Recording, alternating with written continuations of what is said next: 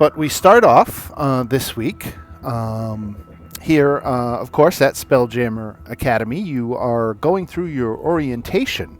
You literally have just completed your obstacle course. But there were a few other tasks still remaining to be done. For those joining the core, the Spelljamming core, the rank and file, you are to go to the stores and meet with a Mr. Blip. And Mr. Blip is going to issue you weapons and supplies with your 50 gold piece voucher. Beyond that, anybody who does want to officially train in being a Spelljammer should report instead to the Nexus for basic Spelljammer training.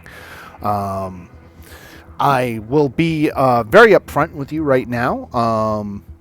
It seems kind of slanted toward the core cadets. The core cadets get a weapon, and the Spelljammer cadets don't. And there's certainly nothing later in the game that if you want to decide to just be a Spelljammer, all you have to do is attune to a Spelljamming helm like it's a magic item. Any spellcaster can do it. So training isn't necessarily going to, or the lack thereof, isn't going to preclude you from being able to do it later, if that helps influence your decision in whether you want to report to the Nexus or go to the stores. But either way, everybody wants to go to the stores to spend their 50 gold piece voucher. Now, you saw in the Discord chat, if you scroll back up a little bit, you'll see all the tables I posted. That is basically all the weapons and equipment that is available in the Spelljammer Academy stores. Each of you has 50 gold. And it's non-transferable. You can't, give up your voucher to somebody else so somebody can buy 100, for example. So some items will immediately be unavailable for you to purchase unless you have, for some reason, lots of your own gold that you can use in addition to your voucher. But that is what we start with this week. If you want to look through those equipment lists to see what, if anything, you want to pick up and what weapon you would like assigned to yourself. There is some strategery that could be engaged. You could pick a weapon that is worth a lot of money. And while you can't necessarily sell it back to the store right now, it doesn't mean as soon as you don't get to a town that you couldn't sell it and get a good chunk of change for said item. But if everybody wants to start by looking at those lists while we wait for John and Meredith to join us, that is where we will start this week. And does anybody, has anyone given any thought to actually becoming a Spelljammer cadet?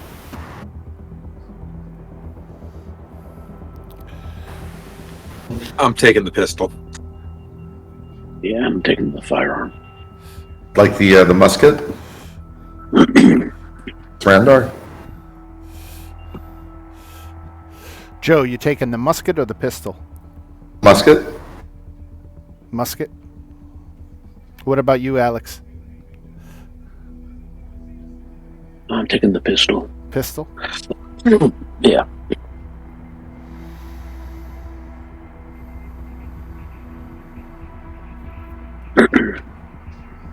Can we trade in older armor? Like if we upgrade our armor? Can we trade this way? Yeah, if you want to sell to the store, Mr. Blip will give you half of the original purchase price.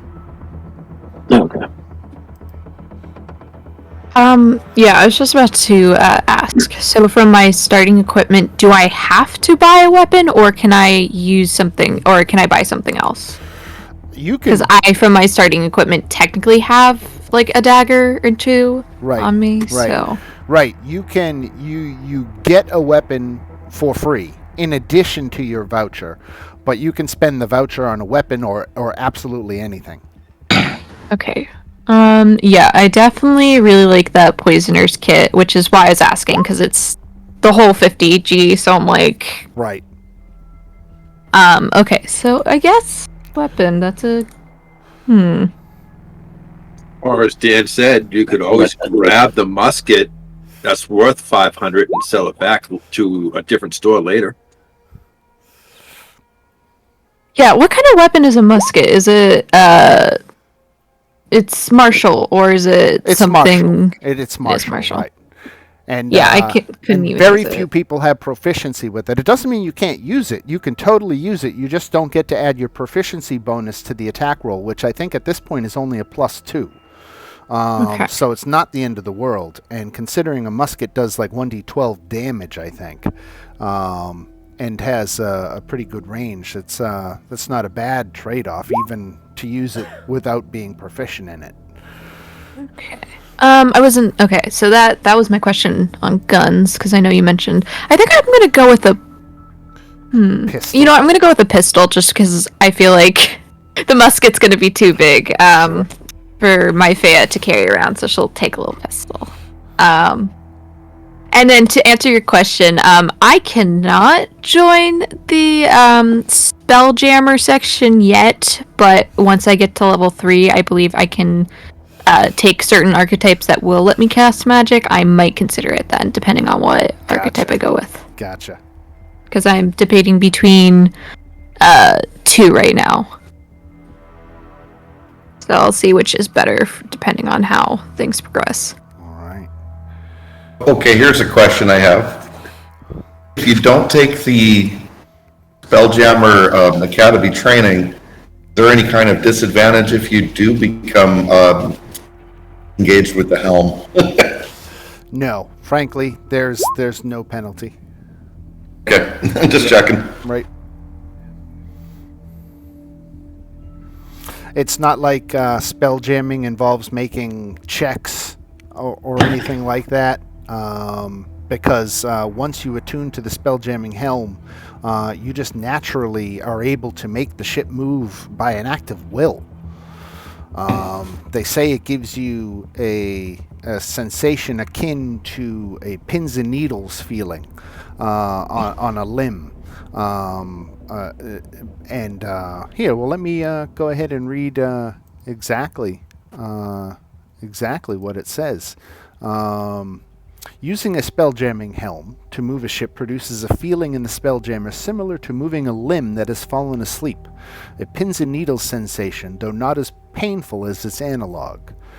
When the ship approaches something large in space, the spelljammer is usually the first to detect it as the ship slows down.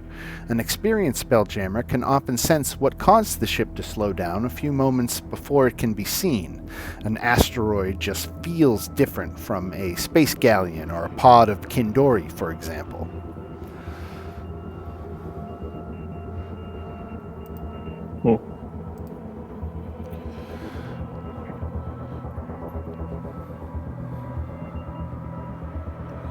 Interesting.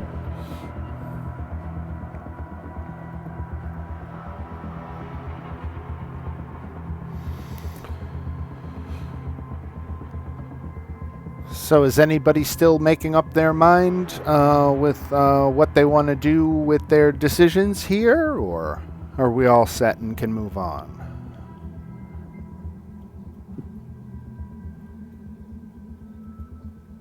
I'm good. I'm good. I'm good. All right. Sounds like everybody is good, and we can move on to again the Spelljammer Nexus. It didn't sound like anybody was gonna pick that up, so I guess skip that. Let me make sure there was nothing. Yeah, I mean, this is optional if you don't have anyone engaging in Spelljammer training. If you're all core cadets, you're not You're not missing anything dramatic. Okay. So with that, now that all your orientation tasks are complete, you can report back to Bosun Tardo on the simulations deck. And Bosun greets you and asks for your report on your training, and looks expectantly for one of you to step forward and deliver a report.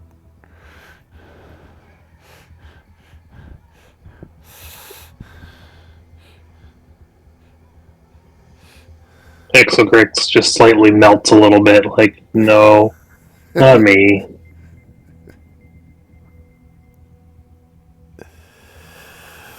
All right. I stepped forward and said, we're done with our training. We've completed all our tasks.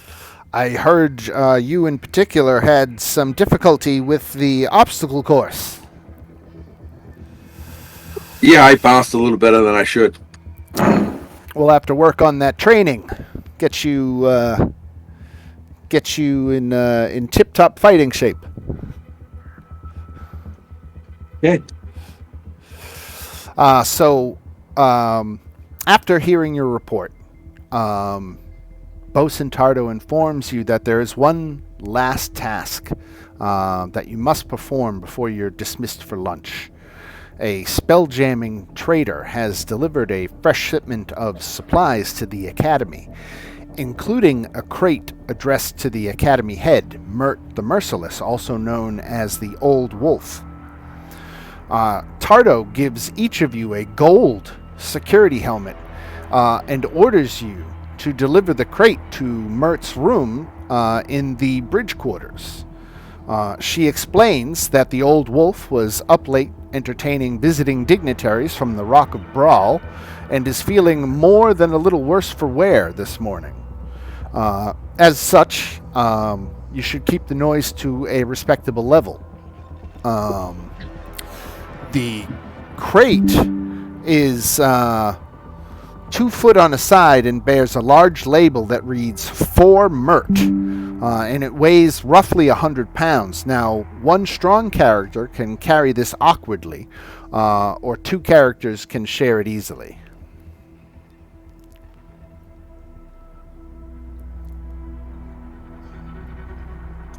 I only have a 10 strength. And ours has a 15, if that helps. I have a 12. 8. I also have a 10. Well, any 2 of you, even the weaker among you, can share the load. So we just need 2 people to volunteer to carry the crate. So sorry. Okay. I'll grab it in. I'll grab the crate. All right, and you set out for the bridge quarters. The guards at the bridge quarters nonchalantly wave you past because you're wearing the gold security helmets. And again, you've been told that once this delivery is complete, you'll be able to retire for lunch.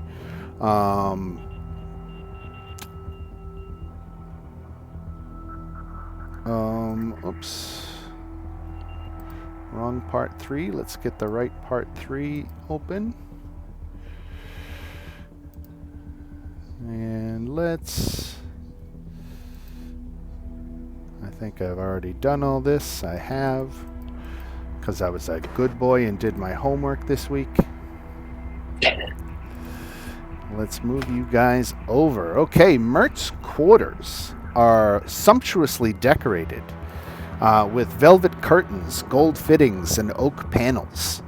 A cauldron-sized fishbowl stands along one wall, filled with squirming octopuses.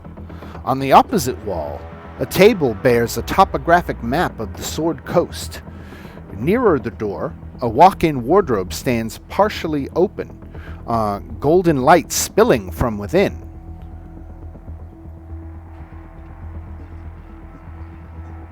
Peering in, you see the old wolf himself sprawled over a giant leathery bed and snoring very loudly.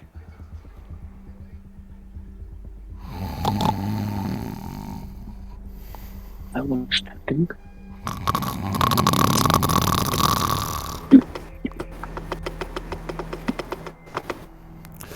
So don't we just I've put this crate on the map. You should all be able to move this and position it where in the room you'd like to place it. Hey, we were just supposed to put it in the room, right? And you were to follow Mert's instructions. Did anyone tell us what was in the crate? No.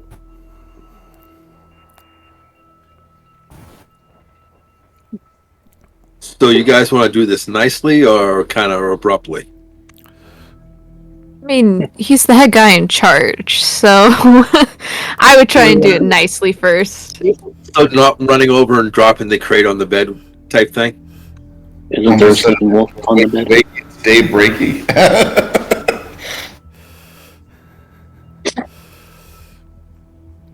I guess we'll put the crate at the foot of the bed. Did we ask him where he wants it?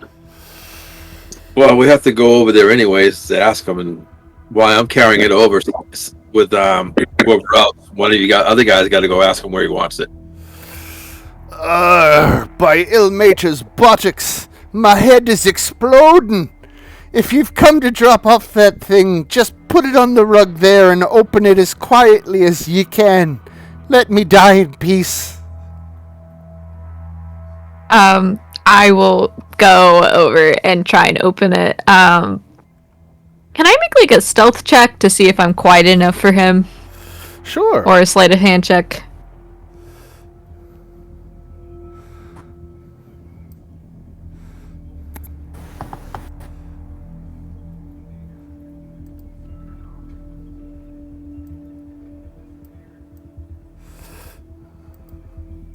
All right, let me see where that is. Okay.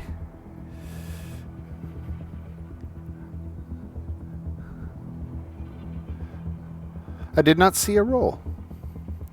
Oh, I was asking, should I make sleight of hand or stealth? Oh, I thought you were asking if you could. No, it's fine. You don't have to. He's somewhat awake, though. He is very hungover and doing his best. He's kind of got the pillow over his head, and he's holding down the pillow on top of his head with his left hand, and his right hand is just sticking out from the side of the bed, waving at you. Just open the box. All right, yeah. Without hesitation, my Fea opens the box because she's very, very curious to see what's inside. Okay. Now, as you open the crate's lid, a cacophony of high-pitched squeals emanates from within. Grotesque creatures scuttle into the light, ugly, cat-sized monsters with hairy spider-like bodies and eel-like heads. Mert yelps in shock, tumbles from his bed, and lands heavily on the floor, dragging his bed covers with him.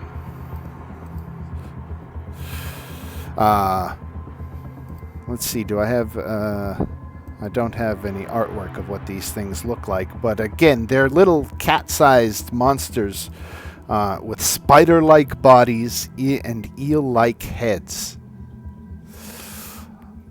They're nasty little buggers, and we can all roll for initiative.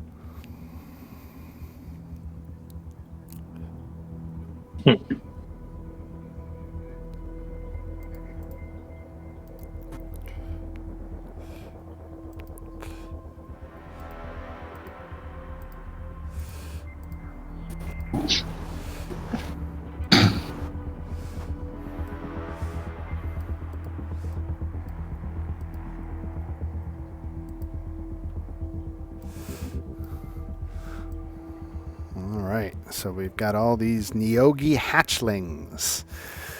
And all of you, we've got Mert on there. Mert is going on 20. Let's see, we've got 1, 2, 3, 4, 5, 6 of you here tonight. So let's see who we've got. 1, 2, 3, 4, 5. Looks like there's 6 of you in the initiative order. So we are good to go. And Abu, you get to go first as you see Myphea open the box and these cat-like creatures spring out in all directions. I'm already prepared. So, what's Mert doing? Mert has fallen out of bed, dragging the bed covers with him whilst screaming.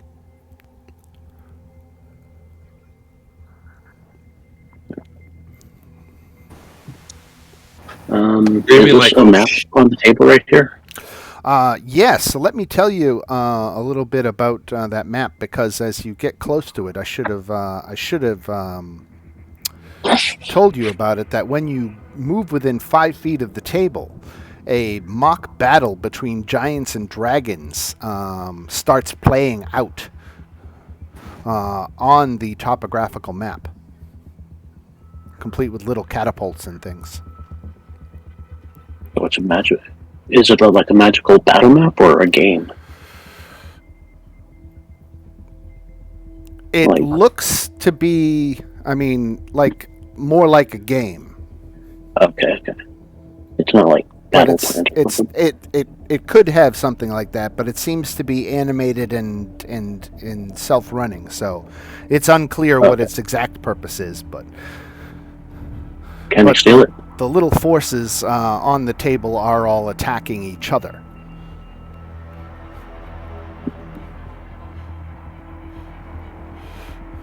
Actually, that might be noticeable. Move over here and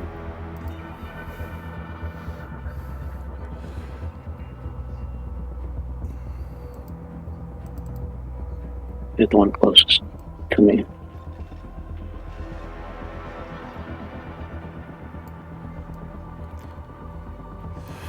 Okay, targeting with the short bow. What? This one up here? Okay. Yeah. 25. Nice. Crit. So 12. 12 points of damage. Nice. You shoot and skewer one of these guys. So 1 shot, 1 kill. Then we go to poor Mert. Now Mert rolls about on the floor, trying to unravel himself from the bed covers, and is not doing a very good job of it. And that is when we go to Thrandar. Okay. So I'm going to run in. I think I had it measured. Where was it? He's going to use his movement.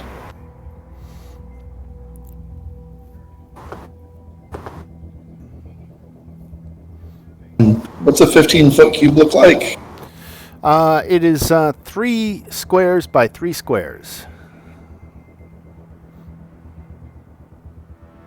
We get these first 3 in front of me.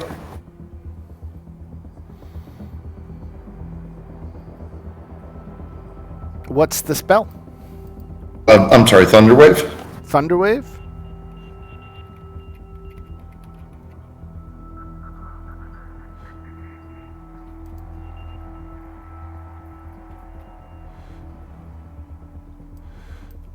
Alright. Constitution save for my little Neogi. Then stamps down his foot, Thunderwave, boom.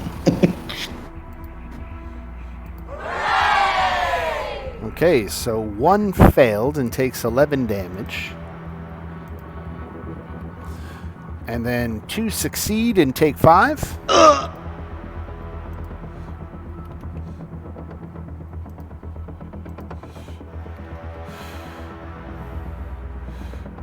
Then we go to Alex.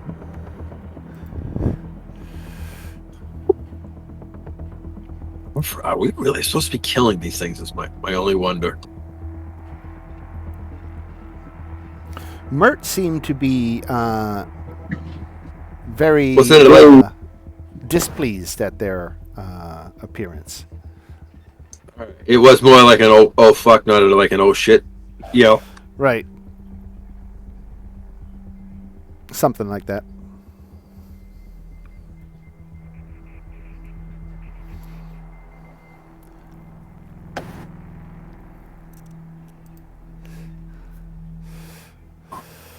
And which one are you attacking, Alex? That one right there. Okay, so that's a hit for 11 total damage.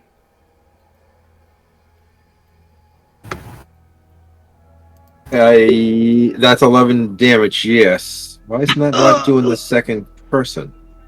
Right.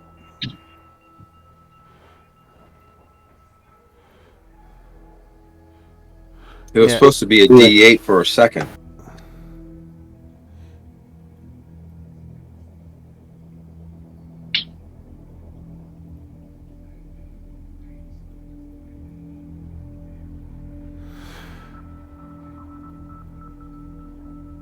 Yeah, it didn't even roll a dice for the second one. It just did three. I just manually rolled it. Okay. Either way, it takes out that one. And it jumps to it's supposed to have the second shot for the one next to it. Remember Green Blade? Gotcha. And I'll figure out why that's rolling wrong. All right. Now this one, let's see, is gonna. Mife is the one that's right there. So let's go for Mife with a bite. 17 hits.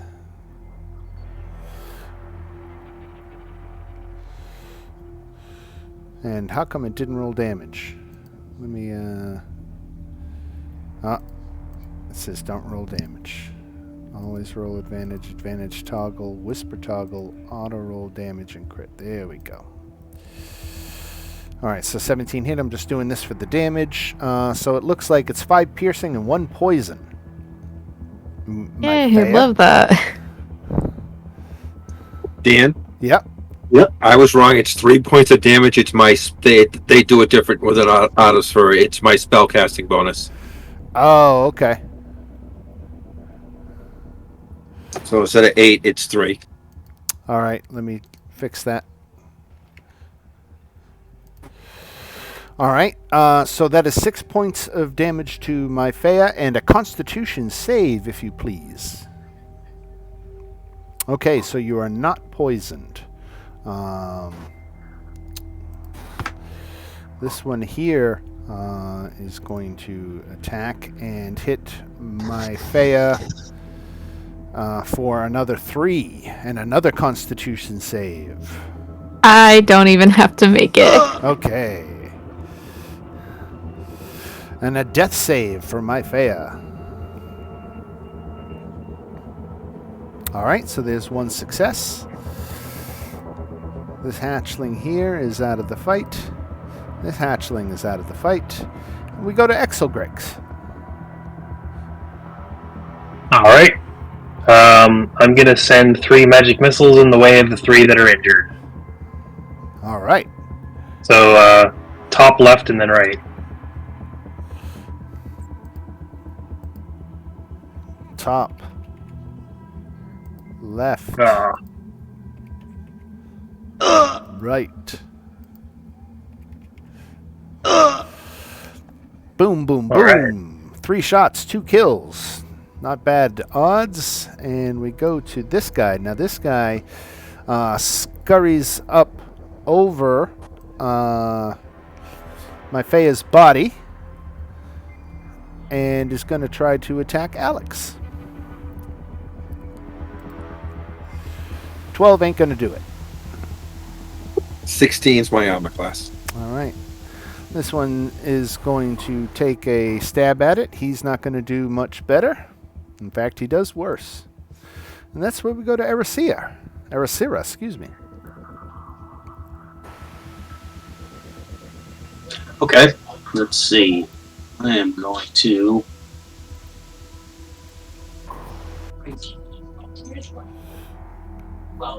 I'm gonna launch an arrow at this guy. All right. Okay.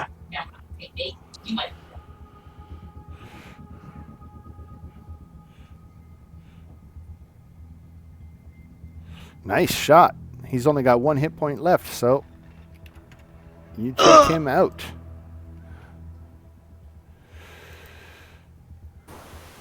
This Neogi is out of the fight. We go to the top of the round, and Abu. There's only 2 left. What's on the table next to me? Anything of interest? So those are some bookshelves next to you, and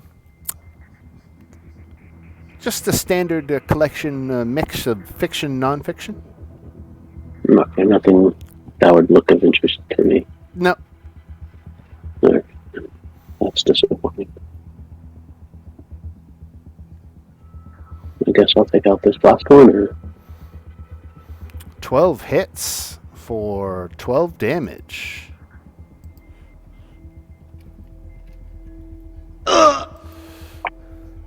And then there was 1 left. We come to Mert. Now Mert hops around in his underwear trying to pull up his pants. So he's kind of gotten that far. He's working his way over here towards his shirt next. And we go to Thrandar. What happened to my Faya? She's in the initiative order. She Is went she still on down the- now. She's got I'm not seeing her. she's got a her toe- Neogi standing on top of her. Well, that's what happened. Okay. Right. If he's on top of her, I can't really cast a Cure Wounds on her, or? No, you could totally get a Cure Wounds on her. Okay.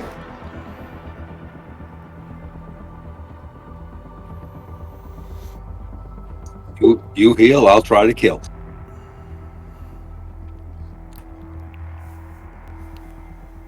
Good roll.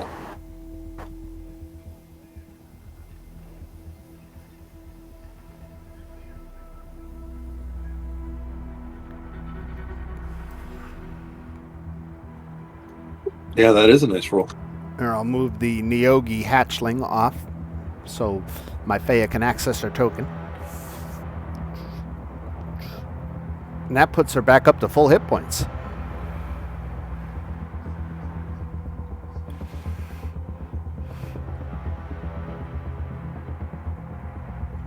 I don't have any other actions for the moment.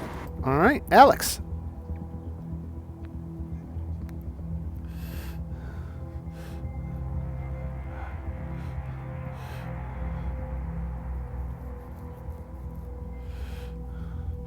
Oh, longsword with a 4 points of damage, or is that 1 only if he moves? That is, the 1 is only if he. Got What is it? Didn't give. No, actually, it didn't roll the extra damage again. Right. If he moves, it's supposed to be. I guess it's going to be the spell casting modifier on this one. So it's going to be the 4, and then if he moves, it's the 3. Okay. My Faya.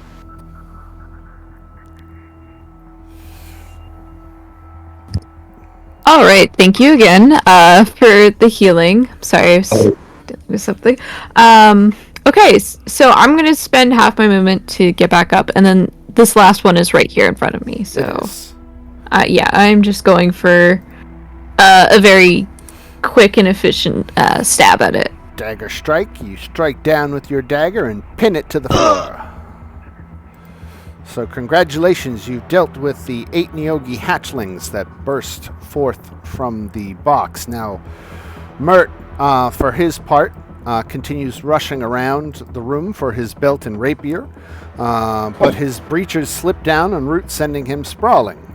With his breeches around his ankles, he then crawls on all fours to his belt and rapier. And then as he pulls on his belt and breeches with much huffing and puffing, he yanks his blade from the scabbard and spins around, shouting, "Ha!" and accidentally yanks off his belt in the process, causing his breeches to slip down again. As he realizes the battle is, in fact, over, he gathers himself, and you can see that he is furious. Who dares try to have him killed? His day is ruined. He swears that heads will roll, and he'll find out who's behind this outrage. And it is as Mert is blowing off steam that Mr. Blip appears in the door. It's difficult to tell, but the Autognome looks worried. His bronze mustache hangs lower than usual, and his mechanical eyes have sunken back in their sockets. With regret, Master Mert, this attack was merely a diversion. While our forces were being drawn here, more burglaries were reported across the academy. Our thief has struck again. And once the excitement has subsided and Mert has absorbed the news, you can see he looks worried. His academy has been plagued by thefts recently, and it's causing his investors to worry, and he doesn't like worried investors. But with that, he fishes around in a nearby backpack and draws forth a pouch from which he digs out a handful of golden ingots. He tosses an ingot to each of you with the slightly winded thanks and a murmured plea for your discretion regarding his state before and during the fight.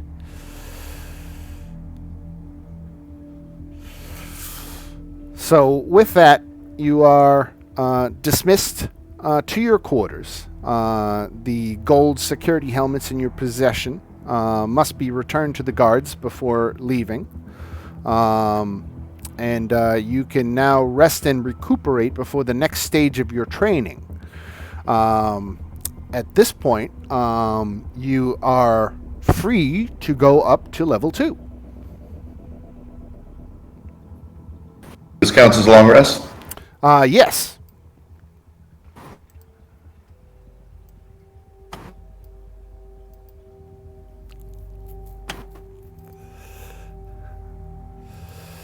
So if you all want to take a moment, it shouldn't take you all too long. There's not too many choices with going up to level 2.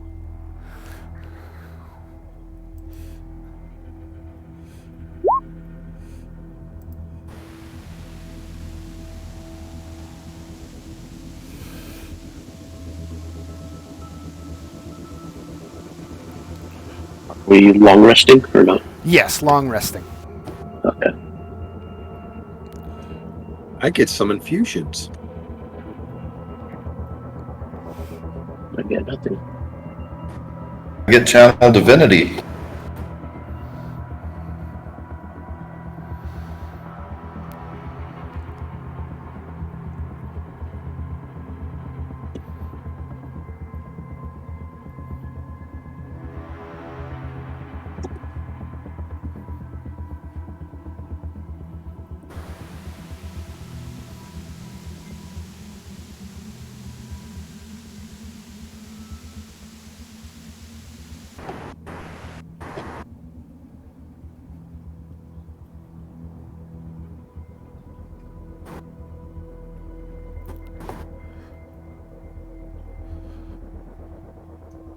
No, the tough choice is +1 to armor class or bag of holding.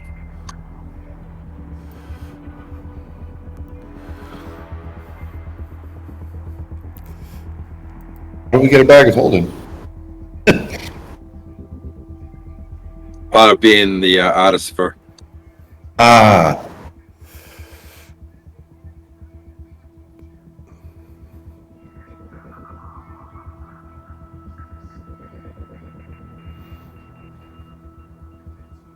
To memorize the bless spell. Prepare it, rather.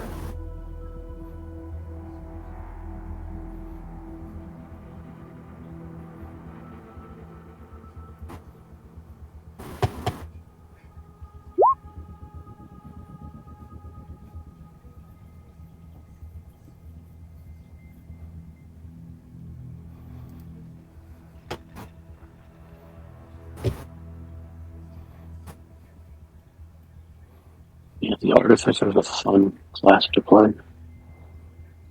A lot of options.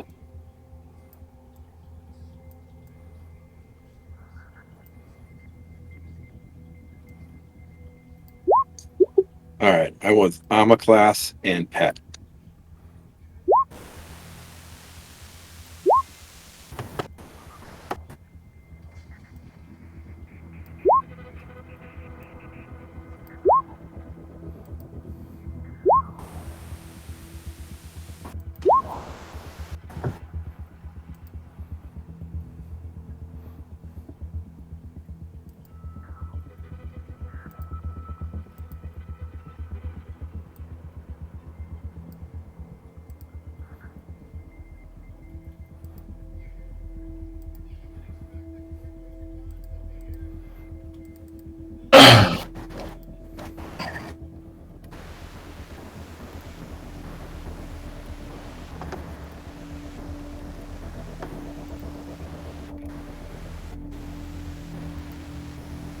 Threndar, how many hit points do you... Oh, wait, never mind. I've got it right here. You've got 8... Oh, no, I don't know how many hit points you have now.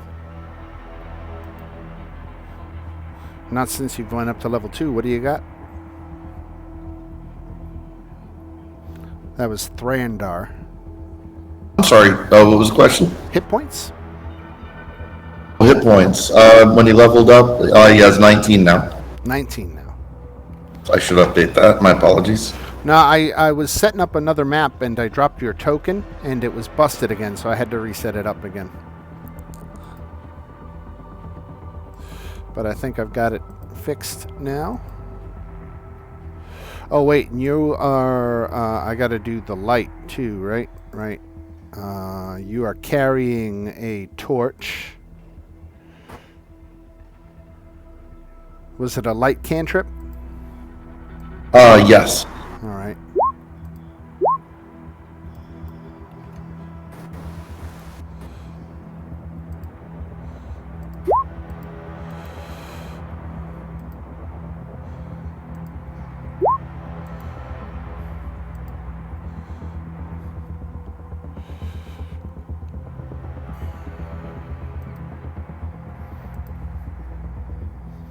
All right, is everybody all set and up to level 2? Oh, hi, I see Meredith has joined us. Hello, welcome. Hello. So we just had the part you missed was the crew here was tasked with delivering a crate to the I guess proprietor and director of the Spelljammer Academy, a fellow by the name of Mert. And anyway, they delivered this crate to Mert's quarters, and it contained these horrible spider-like eel-type creatures called Neogi. And these Neogi hatchlings all burst forth from the crate, and there was a fight in Mert's room that the characters did a very good job of dealing with. And then we took a long rest, and everybody went up to level 2. All right. Dan, Yes. I will need a token for a homunculus servant. Okay, let me see if I have one of those. Homunculus. Is there one in the game? Looks like I've got to bring it in from the compendium. That's okay. Homunculus.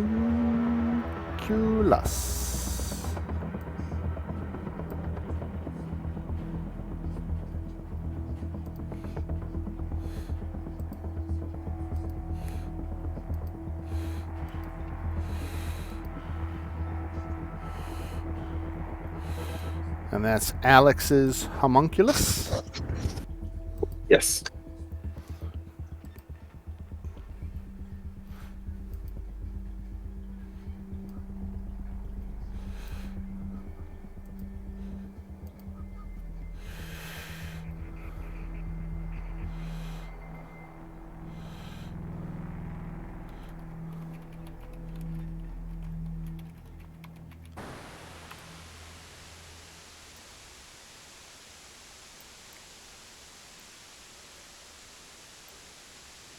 All right, I've got a homunculus in there, and you should be able to call up that character sheet and control it. Once we get to that point, everybody else all set with level 2? Sounds like it. Okay. Yep, I think All so. right. So today is the day. It's the official start of your academy training. Fresh from your orientation, you and your crewmates are to report to a Searth Abazin, the Spelljammer training officer. I'm going to put that name here in the chat because I might not be doing the pronunciation justice. I'm calling that Searth. Before you head out, though, your first stop is the Academy refectory for a hearty breakfast.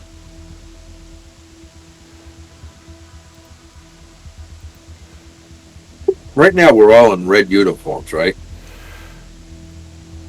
I believe so, yes. We got to get that changed. Red uniform people go quick.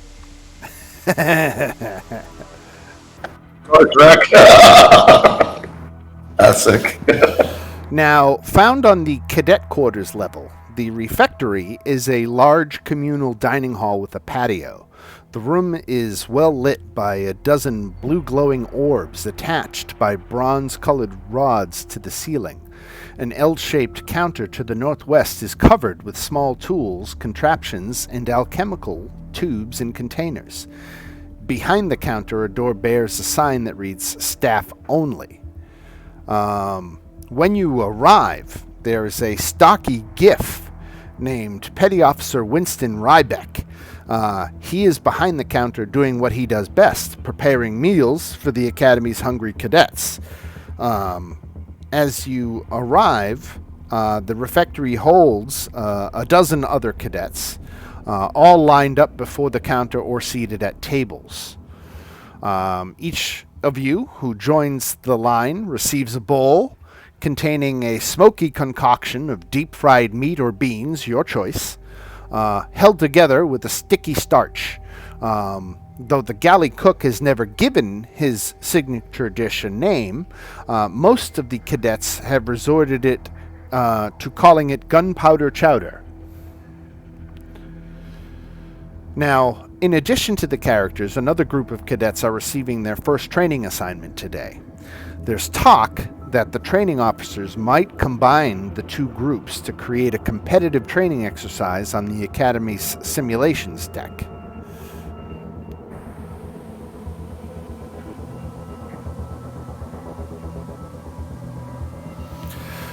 So you have picked up your meals, and the only table with enough space is occupied by a cadet who's buried deep in a book. But he notices you and invites you to sit down and join him.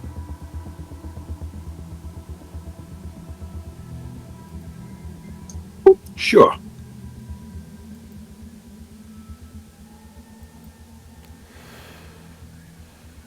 I say thank you and sit down and join him. He introduces himself. I'm Mikan Haberstance.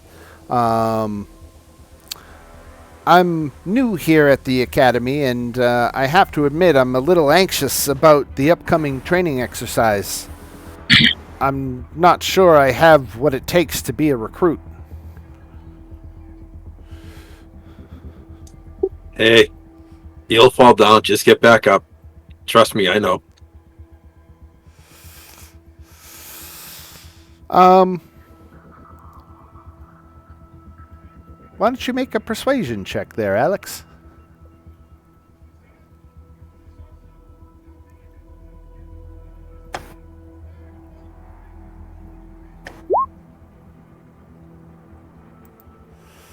Ooh. Oh, that's perception, but we'll take the roll. The roll was like 19, so that's excellent. So you lift his spirits and boost his confidence. So good for being a nice fella and helping out a worried youngster there.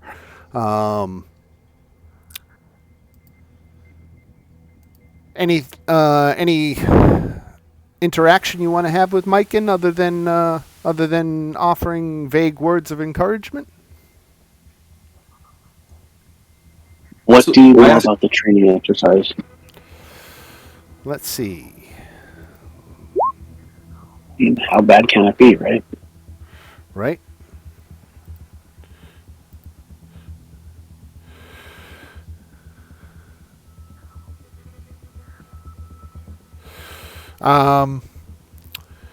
He doesn't know about that, but he leans in and whispers, "Have you heard about the rash of recent thefts?"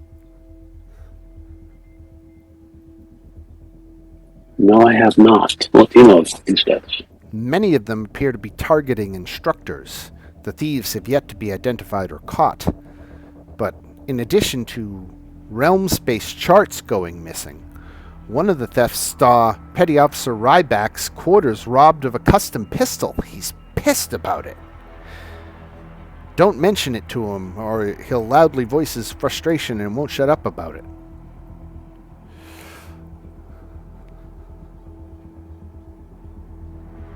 Well, that is interesting. Makes note of the guy. That could be a good distraction.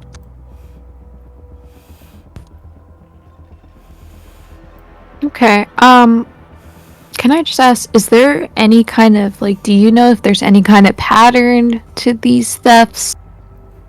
You know, around a certain time, or is it like the same professors being robbed, or He doesn't I know. should say instructors? Yeah, he knows that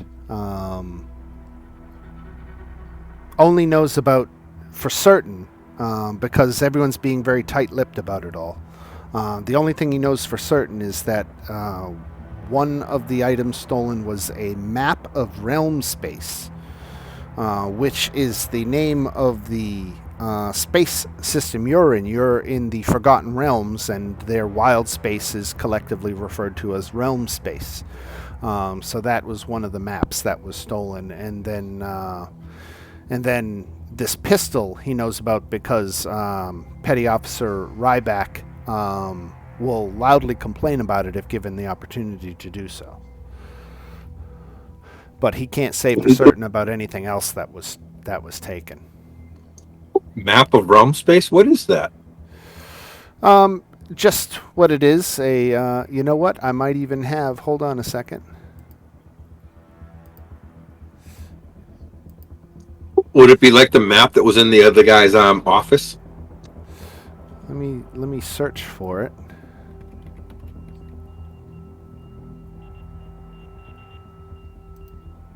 If I saw it anywhere, I know I wouldn't forget. Here we go. You know what? Game map. Look at that. Why not? I can show you this. So, Mikan goes into detail. He says he basically takes out a napkin and he scribbles this diagram on it for you, explaining that this is, the rough map that he's talking about. It discusses the different planets in this system. And you're on a planet called Toril, which is in closer to the sun, with a few other stony planets, and then there's some other bodies further out. But that is the breakdown of what realm space is. Now, the description that he just gave me Does it sound like the map we saw on the desk in the drunks room? No, the map in Mert's room was of the Sword Coast of the Forgotten Realms.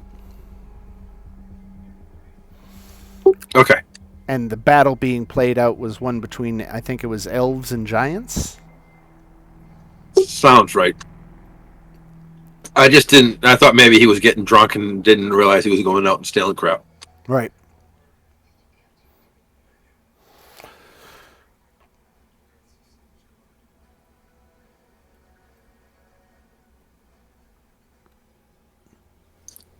Anyone got any other questions? So when was the map found to be lost? How long ago? Or how long has it been missing?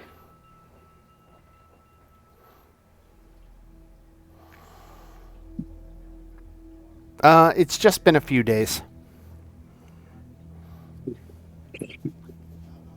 And also, these robberies, these officers that are being robbed, are like all the officers? Are they all like staying in like a particular place, like on a certain floor or anything like that? No, it seems to strike throughout the academy. Okay, so it's more random. Right. Okay. Seemingly so. I would just say, just as a final question, so you said a custom pistol. Like, what makes it custom?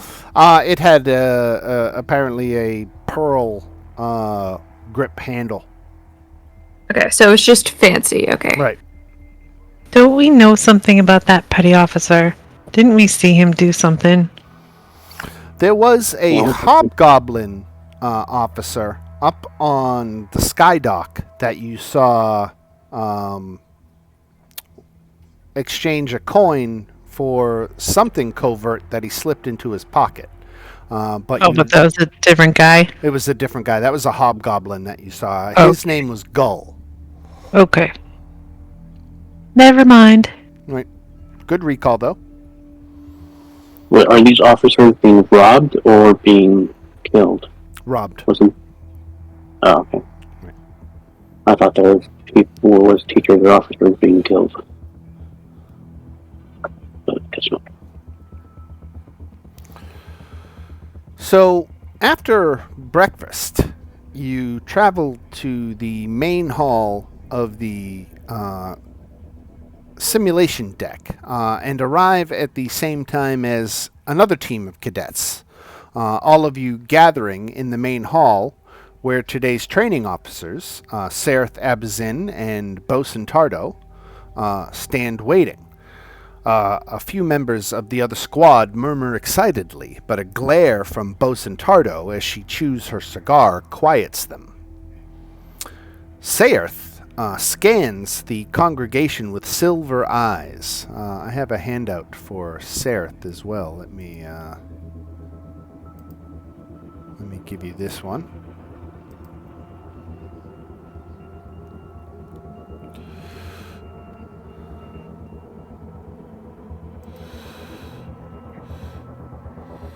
Well, this is going to be fun, Sereth says as their stern gaze shifts to a wide grin. Tardo steps forward to welcome the cadets and begins providing some details of the upcoming training exercise. In addition to testing each cadet's skills and talents, the exercise is a friendly competition between the two teams, with each squad earning points that are tracked and recorded by the observing officers. Sereth then explains, each team of cadets must assign crew roles to its members. The training exercise has optional roles of captain and shipmate, but each team does need to designate a Spelljammer, and that's mandatory. Team can have multiple shipmates, but only one captain and only one Spelljammer.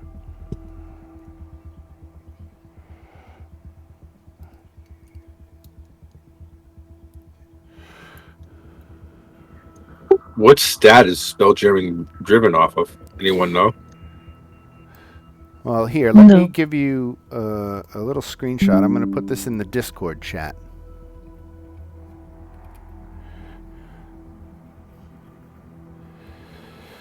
So it says it has some information about the different roles, Captain, Shipmate, and Spelljammer. And in the Know Your Role section there, it has some guidance about who should be a Spelljammer and who should be a Captain.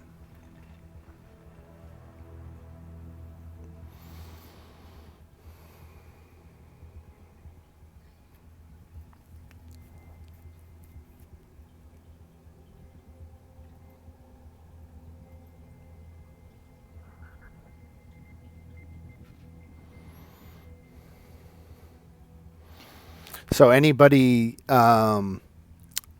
seeing as a captain is a good fit for someone with a high wisdom or charisma. Let's see, right off the top of my head, I'm looking at a couple people I see who have 5s for saving throws in wisdom and charisma, so they've got to be doing fairly well. For themselves there. I don't see any 6s at this point, but I do see 5. So let's see. I've got Violet. You have a very good charisma, Captain Violet. Or Thrandar. Your wisdom is equally good. I don't know if I'd be a very good captain. I might be able to be a spelljammer, though. You could. I've served on vessels before. I'd be up to the challenge. Captain Thrandar? Yeah, sure.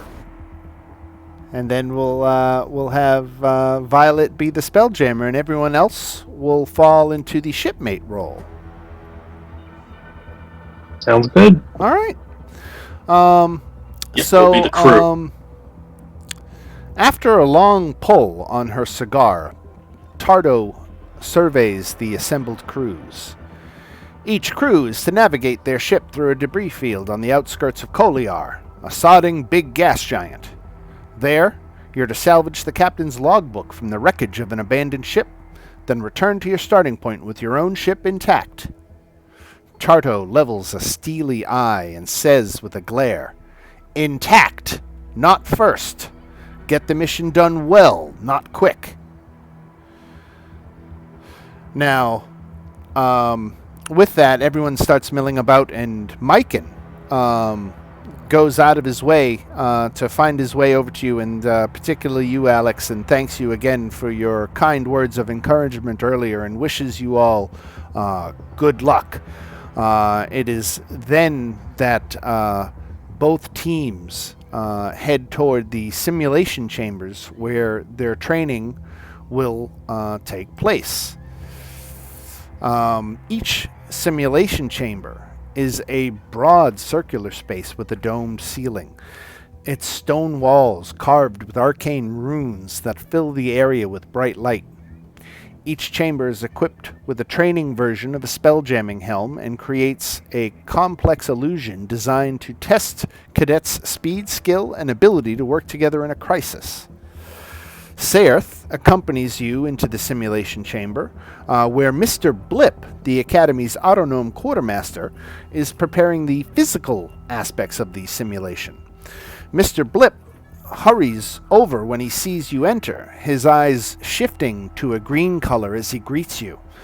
The autonome introduces himself to some of the other cadets who hadn't met him previously.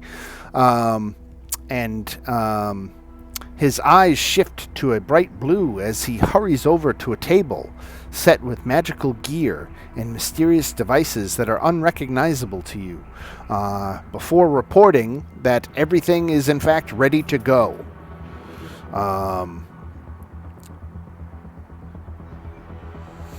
Mr. Blip hands your party 2 pages of parchment. One is a wild space map that shows the route to your destination, and a crude sketch of the logbook you're supposed to retrieve. Saerth then directs you to gather around the training helm atop the platform, and once you are in position, he steps back and holds their palms outward and begins an incantation.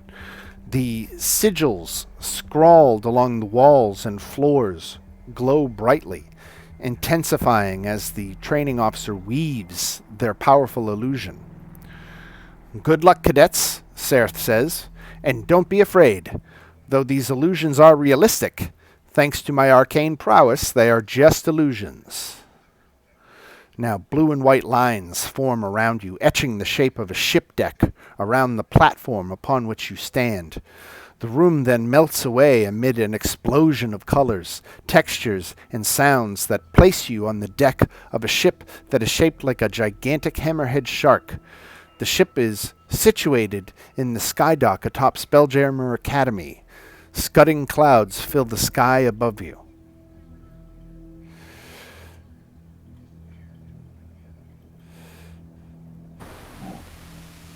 So, once the illusion begins, the crew must take off and ascend into wild space.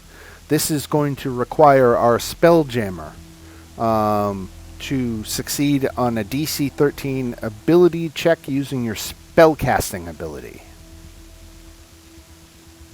Okay. Spellcasting ability. Oh, so that's. So like charisma check? That's. Or roll a d20. Okay. And then add your spellcasting attack modifier. Spell attack? That's +5. Right, and that's... Okay. And that's... 16. Right, okay, so you got a 16.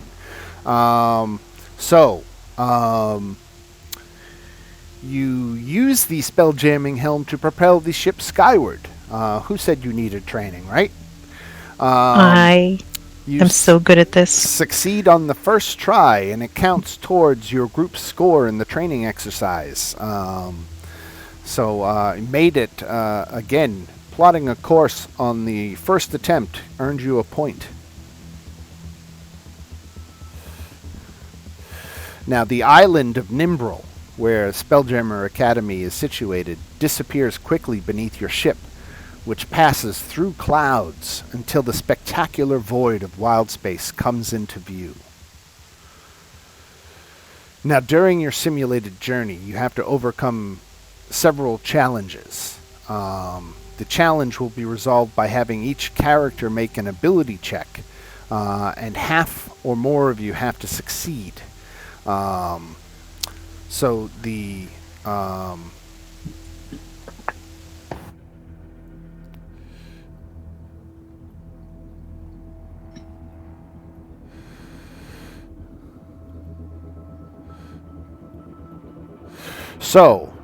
The first challenge is to actually plot a course using the map you were given. Now, I don't have an actual handout for the map, so it's a little bit more theater of the mind here for this. But our first challenge involves plotting the course to the wreckage. You use the wild space map to plot the course to your destination, and everybody's got to make a DC 12 ability check.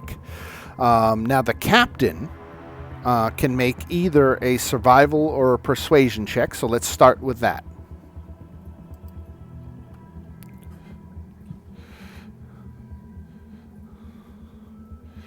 That would be Captain Thrandar.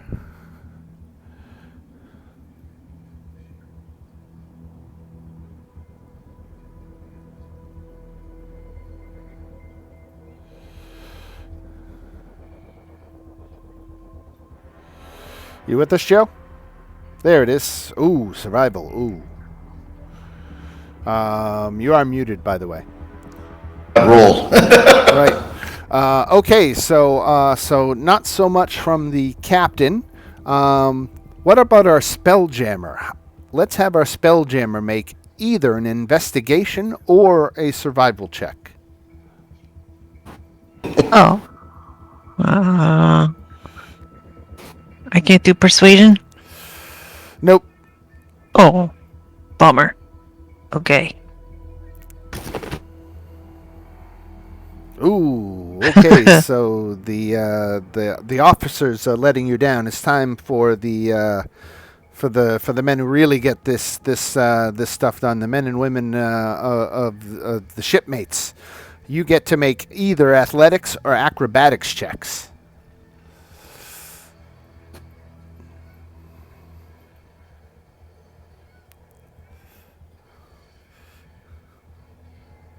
Oh, I can use something. I have an ability called light. Hold on. I'm so sorry. I have an ability. Okay. Oh, it's not. Never mind. Never mind. I thought I had an ability, but it's for a saving throw. All right.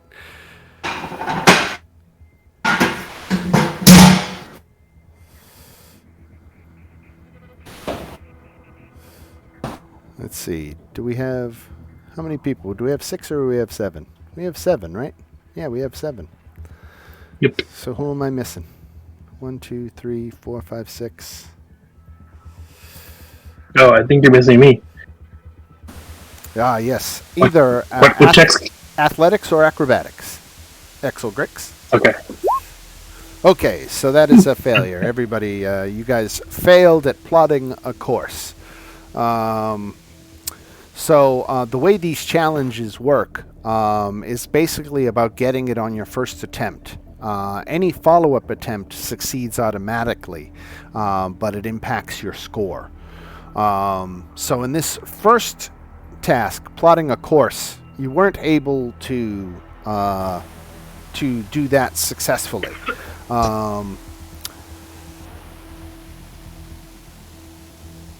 Dan, just for further roles in this, if we were like proficient in like navigators or tools and anything, would that give us any advantage?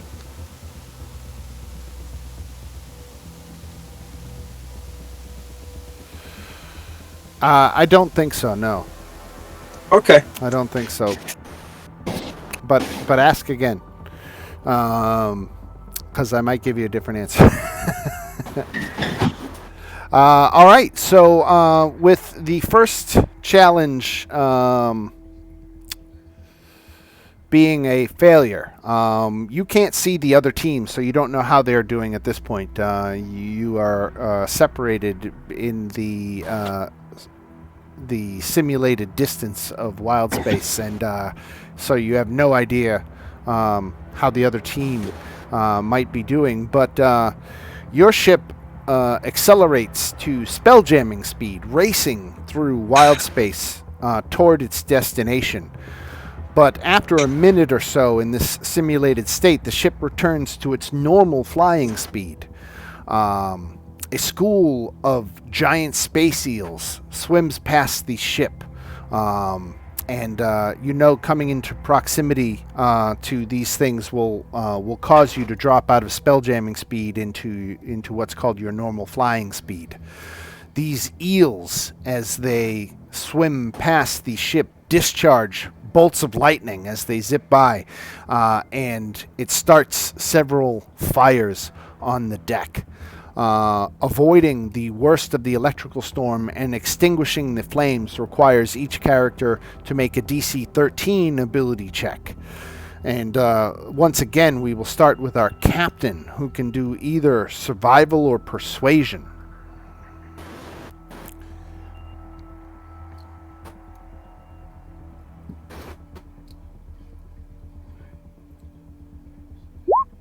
All right. The captain has braved threats like this before and knows what to do, and starts issuing orders and getting things done. The Spelljammer, though, needs to do some maverick flying here, so we can get an Arcana or a survival check.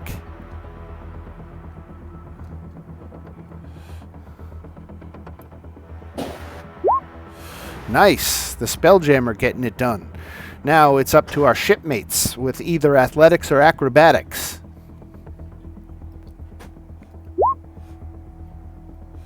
There's 3 successes. 4 successes. You guys did it. You successfully mitigated the damage of the electrical storm on the first attempt. So that has earned you a point. So congratulations there. Now, once the space eels are a safe distance away, the ship can resume its journey, traveling rapidly at spelljamming speed. After another minute in this simulated state, the ship arrives at its destination, where the characters discover that the abandoned ship you seek is located at the center of a cluster of asteroids. Reaching the ship safely means navigating a careful route through these asteroids.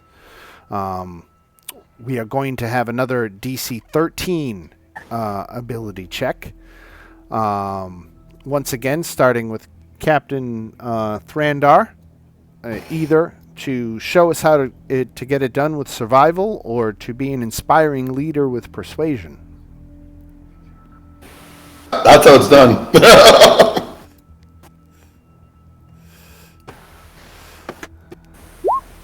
Ooh, yeah, that is how it's done, isn't it? Damn, there's a little bit of lag in my in my result there, but it was worth the wait. All right, nice. So we'll say that that's so good that you've given your Spelljammer advantage on their Arcana or Perception check.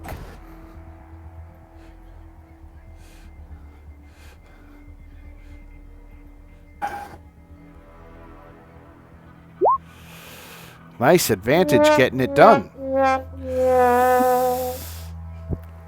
Now, again, it comes down to our shipmates with either athletics or acrobatics. We just need 2 successes. Do we still have our inspiration from last session? Or does that? I don't think inspiration, by the rules, persists between sessions. Okay. All right, I see 2 successes. So, and there's a third one just for good measure. All right, so excellent. So you entered the asteroid cluster without damaging the ship. Excellent work there. You've earned yourself another point. I just want you to know I'm being the true red shirt, and I have failed every single task so far. I've only rolled a 20 or a 1, so hopefully this next one. So once your ship passes through the asteroid cluster, you reach the wreckage of a flying fish ship, torn apart by celestial debris.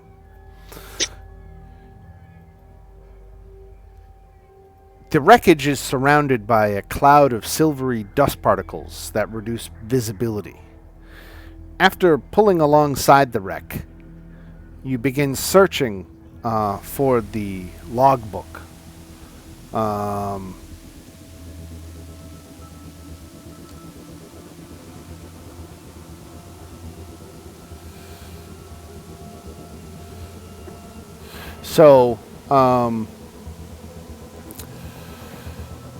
In order to spot this logbook, let's see.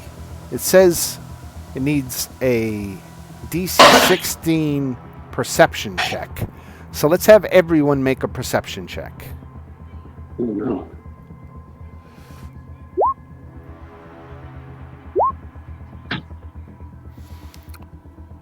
Exel, Grix, and Violet spot it. You can. I have not failed you yet. I've failed them all. Asaria spots it. Thrandar spots it. Okay, so enough of you are able to spot it, but spotting it is the easy part because it is bobbing in the derelict ship's gravity plane. It is floating out in space, circling round the ship, again, bobbing ever so gently in its gravity plane. So the more difficult task is going to be what you do to obtain this book. Can we get the ship within 30 foot? Yes. really want to go out, I have astral step twice a day. I can go 30 foot out, grab it, and come 30 foot back. That'll work.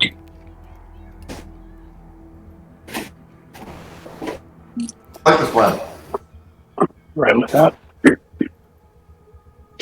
Make it so.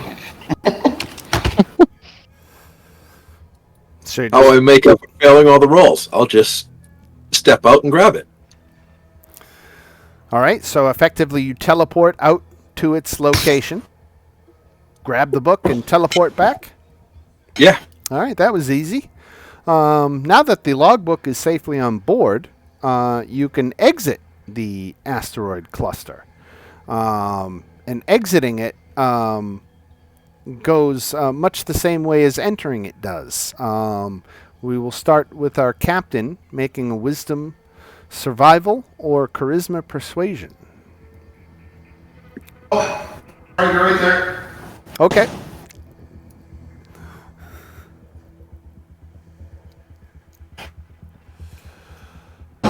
Let's see. Level? Survival again. You're a lead by example captain, not a flowery speech captain. No. All right, excellent. And then our Spelljammer with an Arcana or Perception check.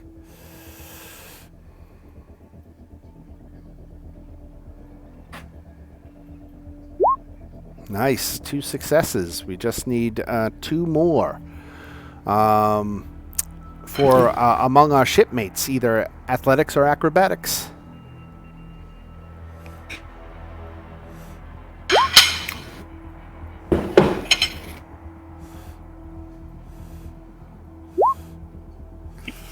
So we had 1, 2, 3. Are we missing someone? Assyria? One person. Yeah, I'm sorry. What am I rolling? Athletics or acrobatics? Okay.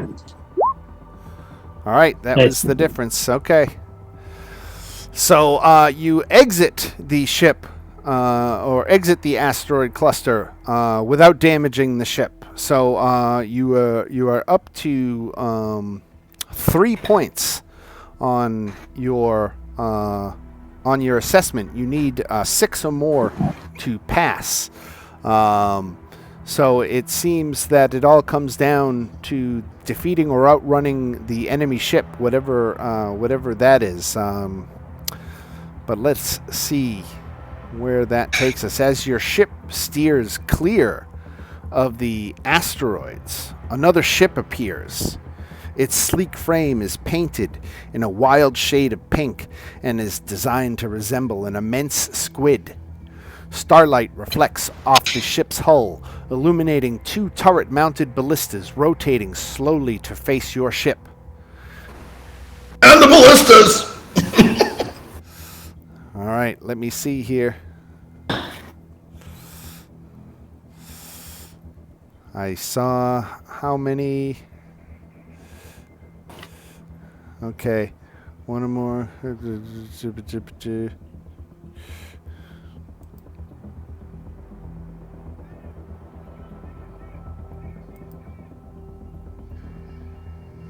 Okay, so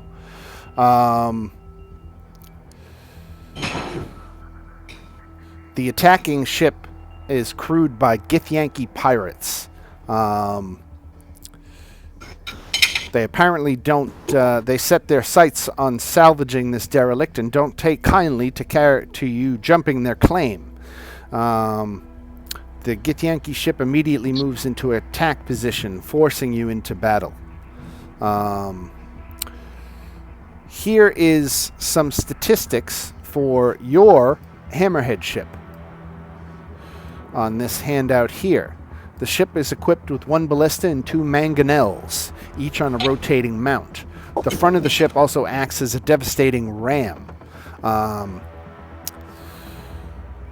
The ship was not damaged in any way, so it's got its full 400 hit points. You could have, if you smashed into those asteroids, it could have brought you down to as low as 220.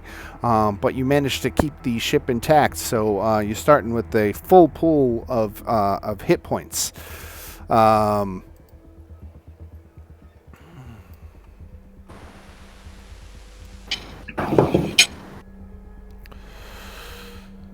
So let's see. We're going to start, let's see, I'll go to a wild space map.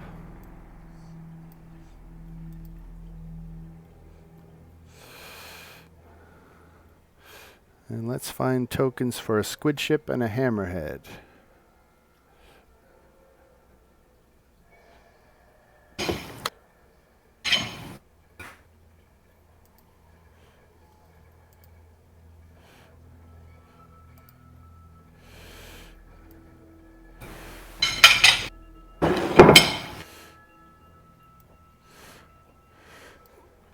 Can you guys see these tokens? See 2 so far. Yeah, you can see the map and everything. I just want to make sure that the dynamic lighting wasn't on. I see the sky. Right. Okay. All right. Excellent. So this is our first ship-to-ship encounter. Now, if you look at the ballista and the mangonels on that hammerhead handout, you'll see that the crew numbers for each of those things, the ballista needs a crew of 3, and the mangonels have a crew of 5 each. At the distance we are starting this, let's see, the battle begins. The Githyanki ship is only 50 feet away, so it is pretty close. Let me clear.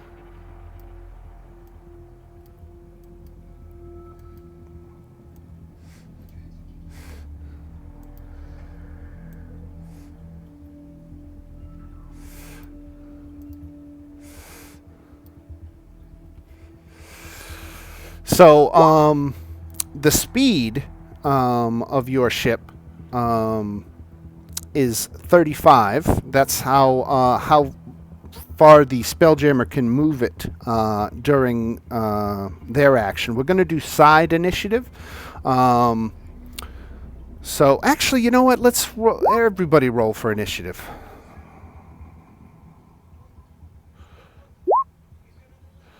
We need tokens now. Yeah, I guess you do. I have to drop them on the board, don't I?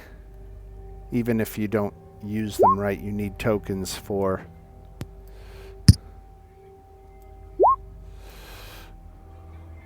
Syria, Exelgrix, Myphea, Thranдар, and Violet.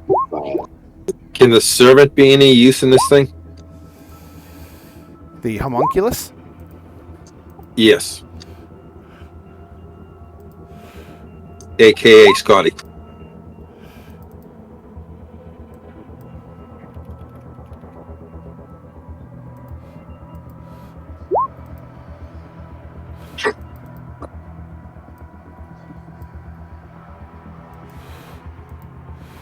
All right. I've got to do the same. I've got to get my Githyankies on the board here. So pardon me for being a little clunky for this. I just want to get the number of the Githyanki right.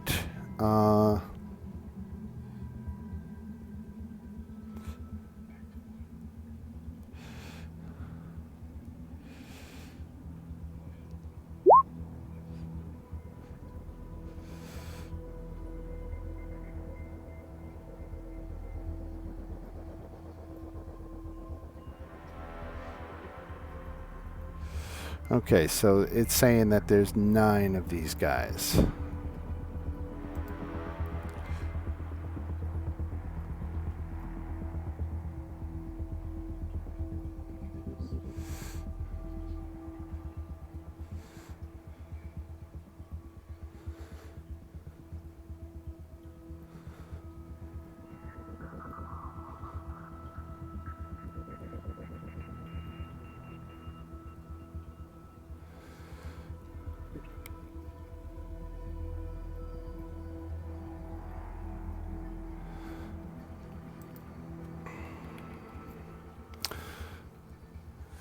Don't you hate when you read something and then later on you can't find it?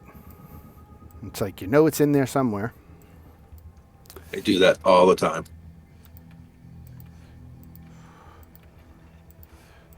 That only happens when you're rushed to find what you're looking for. Right? It's in there somewhere, but it's okay. I'm pretty sure I remember that they use the bandit stat block.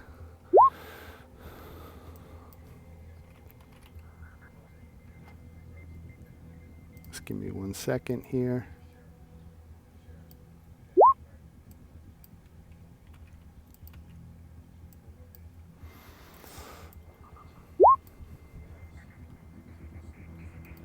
All right, you all rolled initiative. Now I should roll initiative. Then we should see what's going on here. Now, the current range between the two ships is 50 feet. So you certainly could be within range for some of your direct attacks, or you could decide to use your actions to man the ballistas and or the mangonels. Now, it seems, if I'm reading the mangonel, can't hit targets within 60 feet of it, so that takes the mangonels off the board. They just can't hit things that are that close. So if you were to do something, you could try to target the ship's weapons, the ship itself, the ship's crew, or you could man the ballista. Let's sort this in order, and we'll start with our bandit here.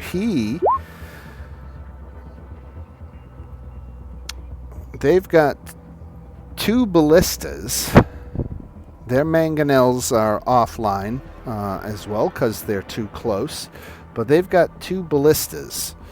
So this guy, that is going to be Ballista 1, has one of its actions. It is 1 action to load, 1 action to aim, and 1 action to fire. So Ballista 1 is loaded. And Ballista 1 is now aimed. And we go to Violet. Okay.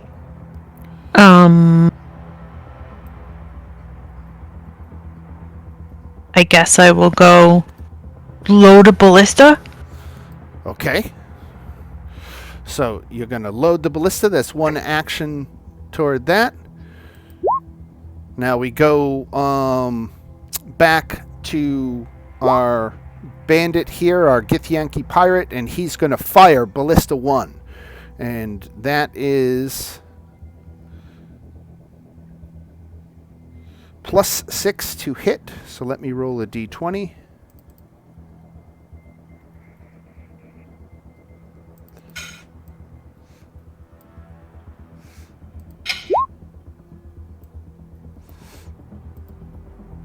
All right, so 18. So I think that hits the Hammerhead ship, which is an armor class of 15.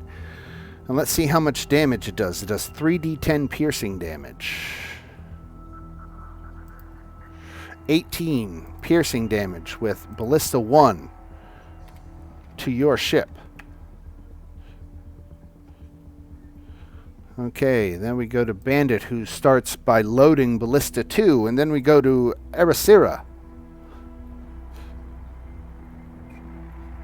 Okay, I'm gonna try and see if I can shoot the guy loading Ballista 2. Okay. Now, let's see. What are you using? What kind of range is the attack that you're using got? Okay, let me take a look here. 80 feet to 320 feet. So, using my short bow. Oh, yeah, okay, yeah, you're totally good then. Take your shot. Okay.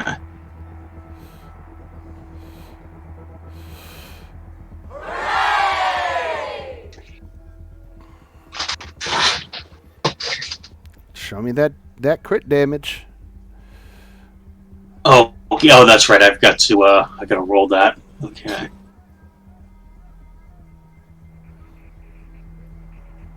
All right, roll the damage one more time because you critted. Okay.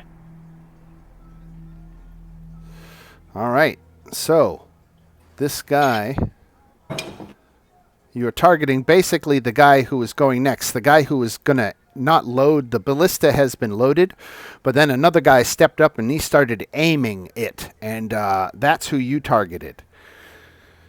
And you take him out. And we go to Alex. Now, I'm proficient in space vehicles. Does that give me any help with this gun? No. Okay. I am going to... What was the next step on the odds? I think it was aimed, wasn't it? I think Okay, it was 'cause I'm gonna loaded do and aimed. I'm going to do the next step then. All right, and you're going to fire it.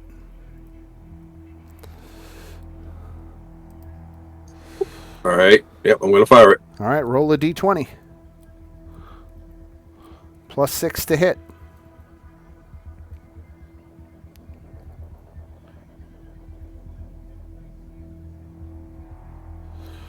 Ooh, the shot goes wide. All right.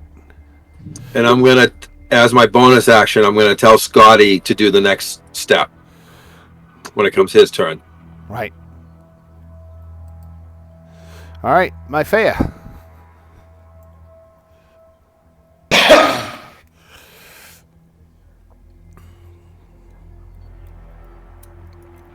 All right, a lot of options here. I think I'm gonna load a ballista. So if they get too close, then we have one ready. Right. Now, I kind of neglected to go over this. Violet, if you were manning the ballista, that means you've abandoned the Spelljammer helm.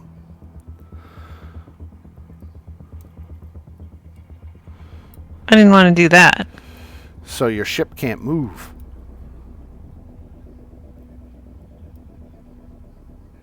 I would not have done that. Right. That's okay. We can circle back to it next time. Okay. So yeah, on your next turn, if you want to go back to the spelljamming helm and move the ship, you can do that.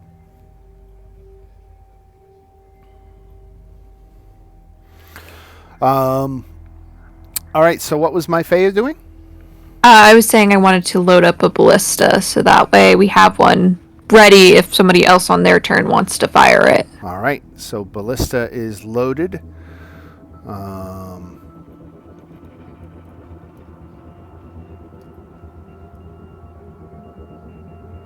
And then wait, I think I got cunning. I got cunning action. No, I can't do anything. Never mind. Okay. Exogrix, what have you got? I'm going to aim the ballista at their ship. All right.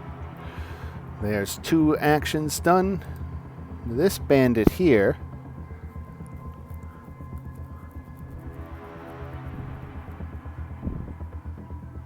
He is going to aim Ballista 2. Then we go to Scotty. He was told to do the next step in the cannon. Before he rolls that, I have a portent die roll of a 19 to use. Oh, I see. So you're going to use that for Scotty's firing on the ballista? Yeah, so it'll be an AC 25 hit. Oh, yeah, definitely a hit. Okay, roll that damage, 3d10. Hey, you go ahead and roll it too then. Okay, I'll do that too then. Oh, you got the hit. 3d10? 3d10. Oh. Could have been worse. On the better side of average? Yeah. God, if I had a dime every time I heard that.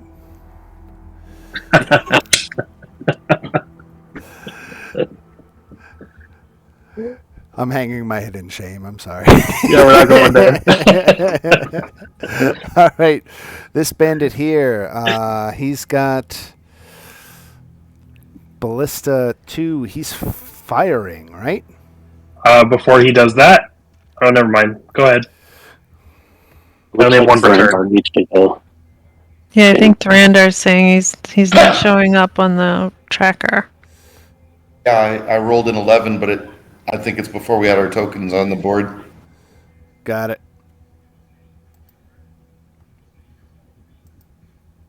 Add Thranдар to 11. Move Thranдар up to 11. And Thranдар, why don't you go now? Okay. I'm going to cast Bless on the persons manning the ballistas.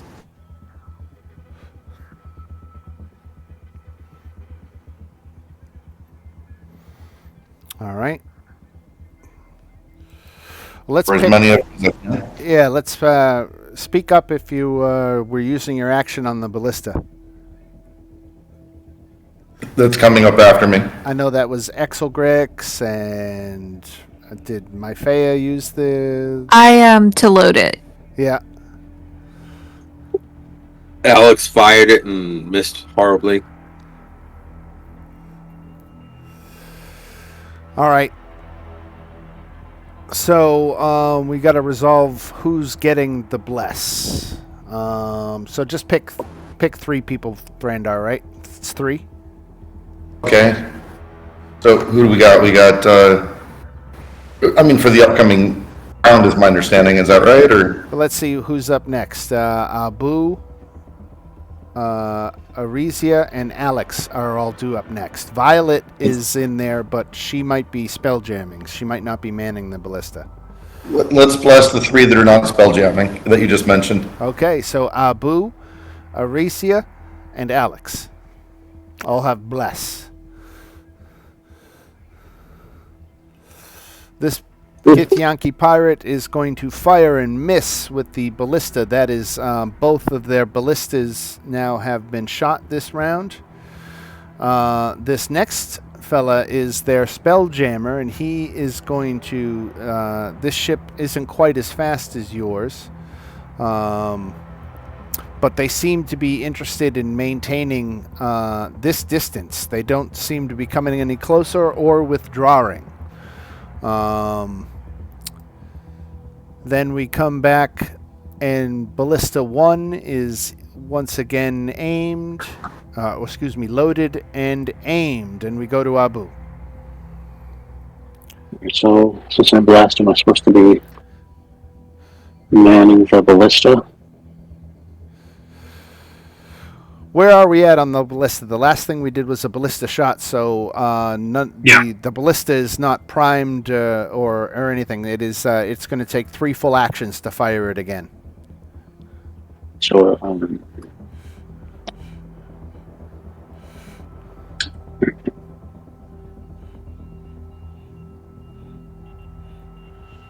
and from where I am, can I spot the spelljammer on the other side, or the captain of the ship? You don't see the spelljammer. The spelljammer must be below deck. All right. And the captain? At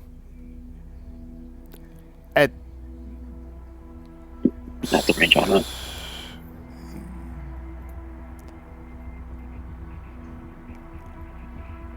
yeah. Well, you know what? We'll say the guy who goes first is the captain. So this dude here is the captain. Tap them anyways.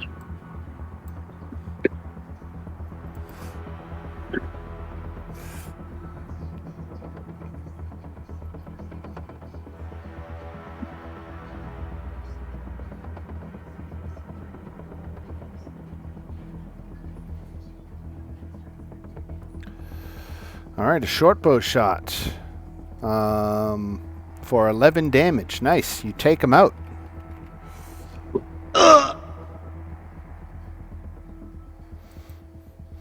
Another captainess. And right.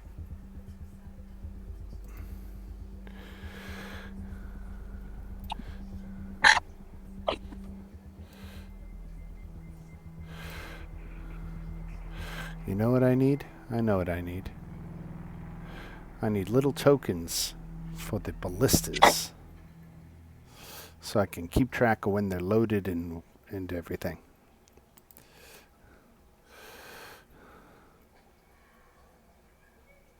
You guys want to stop targeting their ship and let's start targeting their crew so they can't fire at us?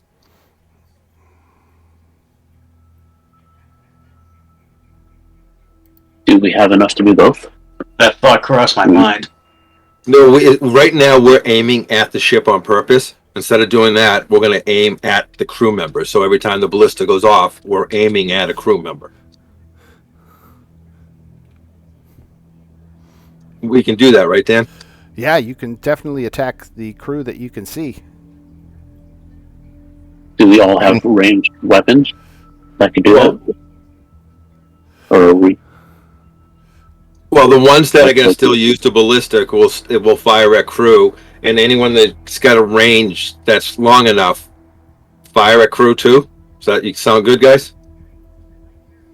I got an idea. Let's fire at their crew so they can't fire back at us. Yeah. Yep, exactly. All right, let's do that.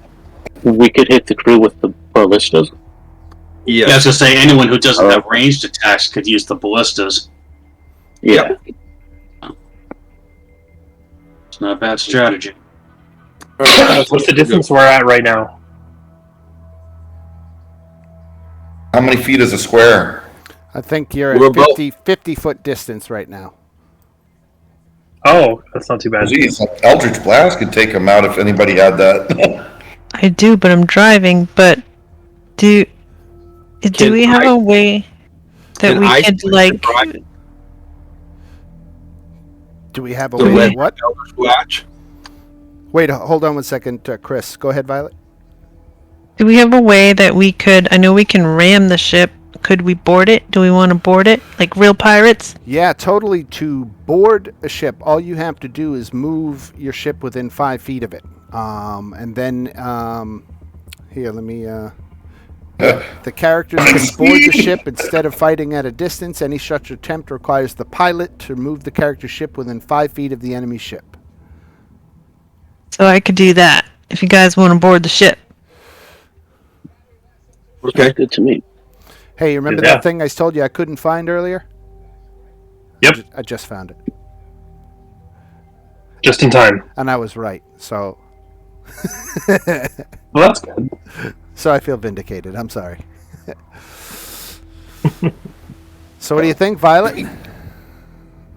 Yeah, I'll bring the ship in within boarding range. All right, so you can move it 7 squares. Let's see, 1, 2, 3, 4, 5, 6, 7.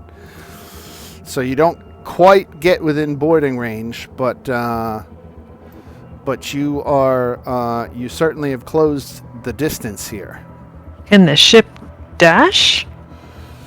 I don't think so. Okay.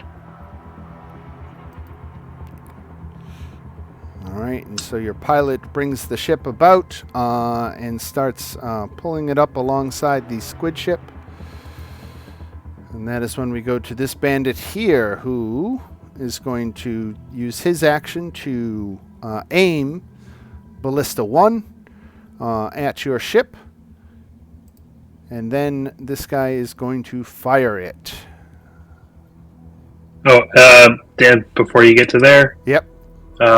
before you fire it, I'm going to use my second important roll of an 8. So that's a miss. Okay.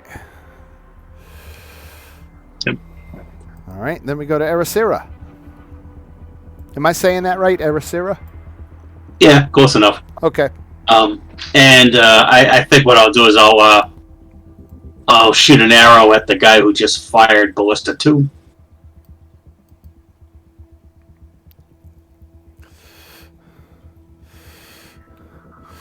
$13 hits. Okay. And damage. 12. No sneak attack, right? So only 8.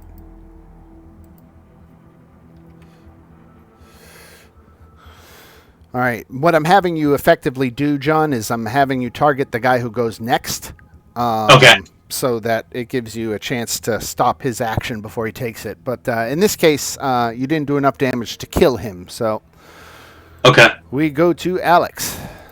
You can see that there's a Yankee running around the other ship with an arrow sticking out of him. Now we're 10 foot apart. Right. Can you jump that easily, or would that be? That sounds like a terrible idea. I like it. You don't quite want to miss. There's no gravity, right? You're in space. Well, I was about to say, I mean, it's a ship. Can he swing over on a rope? Grappling hook.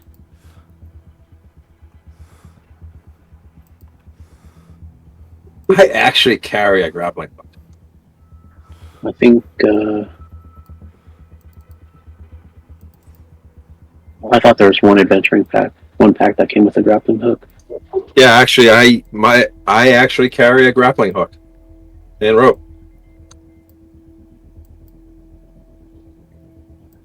Oh yeah, the adventuring gear.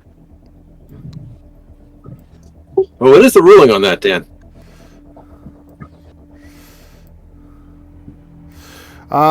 You want to basically jump the 10-foot gap, make an athletics check. Oh, this is going to be me missing another thing, right?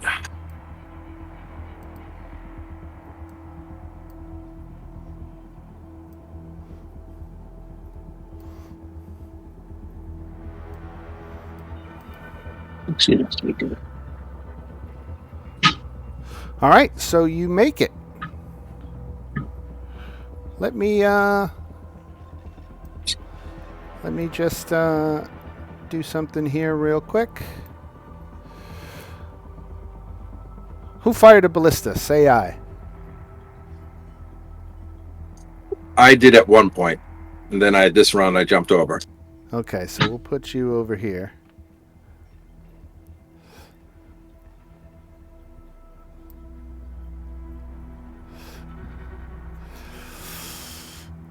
We'll put Arasira over here. We'll put Boo over here. We'll put everybody else around the friggin'. Well, we'll put. Right, Violet. I need to put on there. I'm setting up a map for you guys. That's all. That's why you don't see anything happening. But. And Scotty would be near the ballista.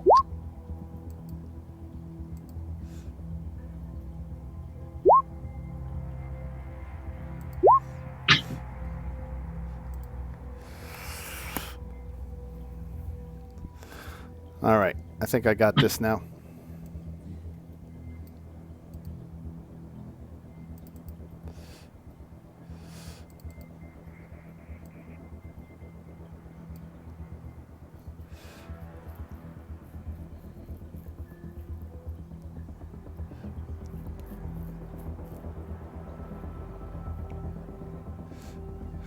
All right. So that was Alex jumping across. You all can see the map now of the two ships side by side. Yep. You zoom out a little bit so I can get everything in here. I got a lot of things open on my screen right now, so it's making it hard to see everything. But with that, we go from Alex to Myfea. And I'm going to tell Scotty to move to me, by the way, on his turn. Do we have to roll for initiative again? No, but you might not see the initiative might be messed up because we switched maps. You can just follow my cues because I've still got the initiative thing here.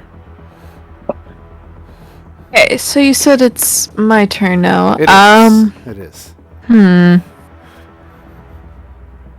Okay. I don't know why. Okay. Okay, so how far is that distance? Yeah, there's no way I'm making that. Yeah, it's a 10-foot jump right now? Right. Okay.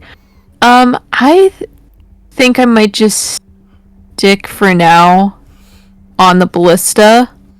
Has it been loaded in the past couple turns? or has it been fired? I don't think this round it has been loaded. Okay. Well, I would like to position it at like this group over here to take aim at the crewmates manning this one on the enemy ship. Ooh. And I'm gonna load it up. So you want to fire that ballista at one of the crew members? Yeah, like in the area of like seeing if I can hit one of them, if not the ballista itself. Right. So I've thought about this, and I haven't quite made up my mind whether I was going to allow ship-to-ship weapons to attack creatures, or whether ship-to-ship only could attack the ship. Because that's 3d10 damage. That's like because that door swings both ways. So if you can target them with ballistas, they can target you with ballistas, and that's insta-death territory potentially. I see. Okay. Can you aim the other ballistas with the ballista? Can you aim with the other ballista? Yeah. In that case, can I attempt to? You can target the ballista, right?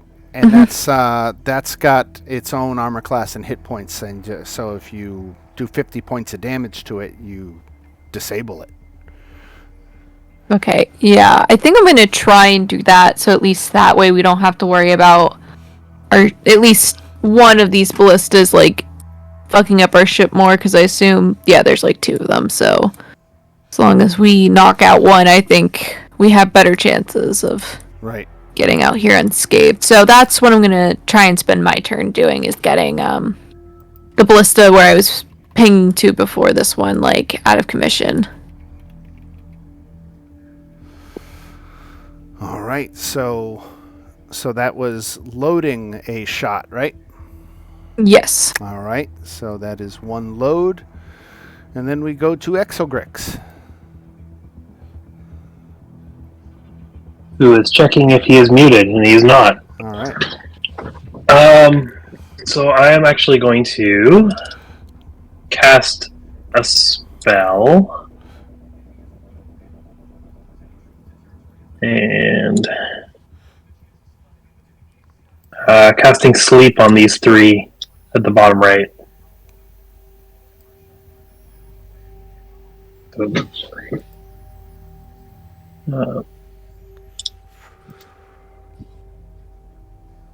How many hit points of creatures it can affect, and I rolled 24 total.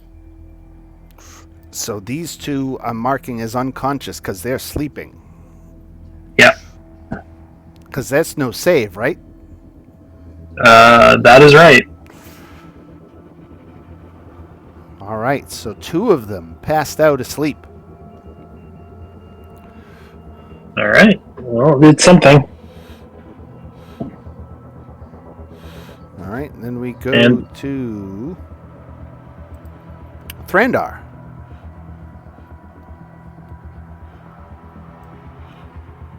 I see their captain from where I'm at. I think someone shot the captain. They did. Yeah. They did, yeah. Is he gone? Yeah, he's his body is laying on the deck. Oh, good. Okay. That's that idea.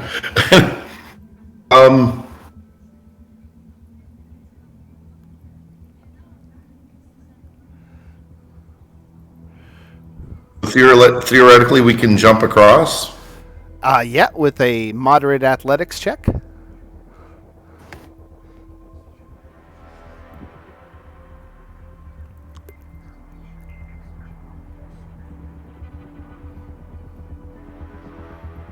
Oh, I don't know what moderate is. That's enough.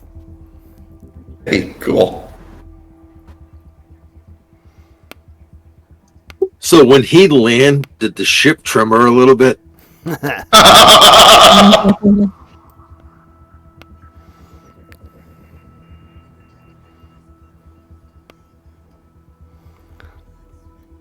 Okay, so Thranдар, we're on the arm. Jump. Yeah, you're exactly. You can run up to the deck on your next turn. Okay, so not enough movement at this point. Right. Check one other thing if I have any reactions. the movement, right? Okay.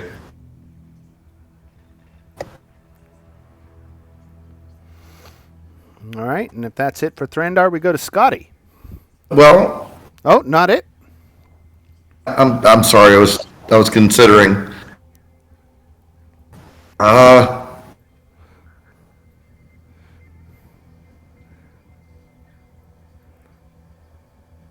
Looking to see if I had anything with any range. Do you still That's have- going to have to be it for the moment. All right, Scotty. He's flying over to me. He's got 30 foot of flying, Right. All right. and that's his return. All right. Bandit number 1. We're going from left to right. He's going to. Let's see. He's getting ready to repel invaders.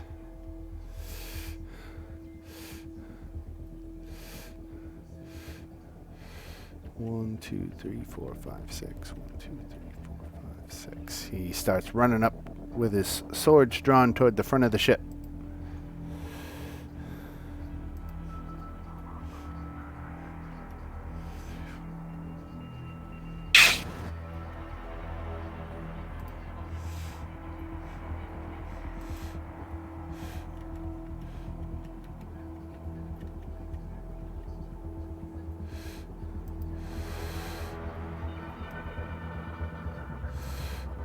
All right, Abu.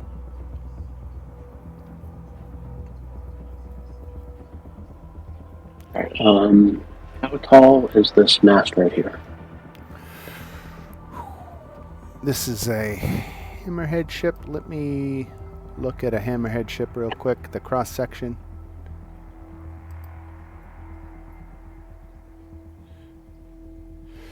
So it doesn't tell me exactly, but if I had to guess, 1 square equals 5 feet.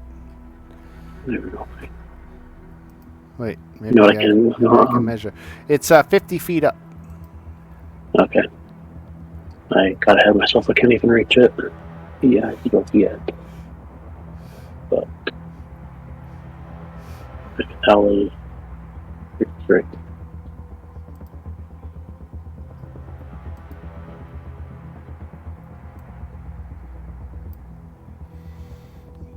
And I'll use my cunning action for my bonus to dash another 30 feet.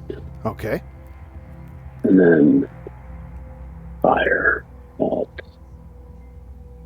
this first guy on the edge.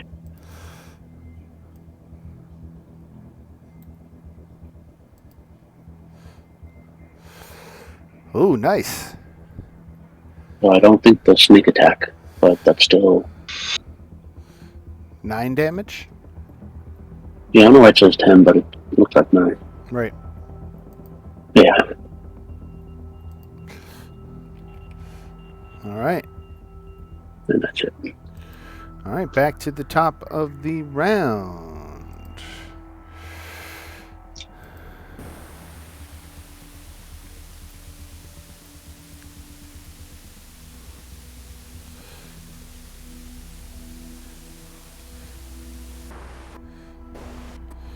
One, 2, 3, 4, 5, 6. He comes out on the edge of his own ship and he takes a shot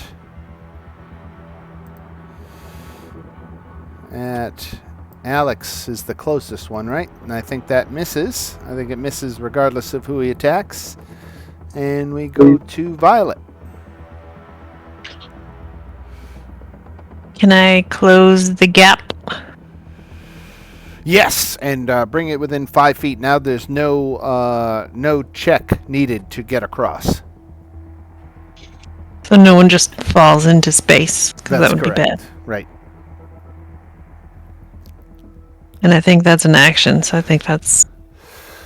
Well, it doesn't actually use any of your movement or actions to fly the ship, But Oh, unless you put the spelljamming helm on the deck of the ship, you usually have it somewhere within the ship to keep protected. So, but there's nothing prohibiting you from putting the helm on the deck if that's where you wanted it.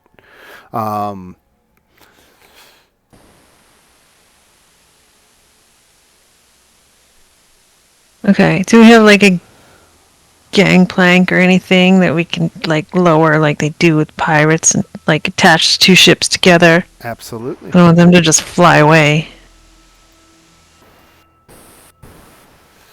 One gangplank coming up.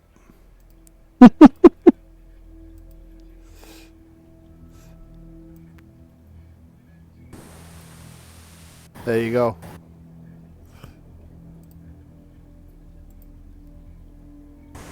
Okay, so I think if the two ships are attached, then I can leave the helm down under. And I kind of just peek up from below decks. Well, here's a clarification about that, I believe, and I want to read it as it's stated.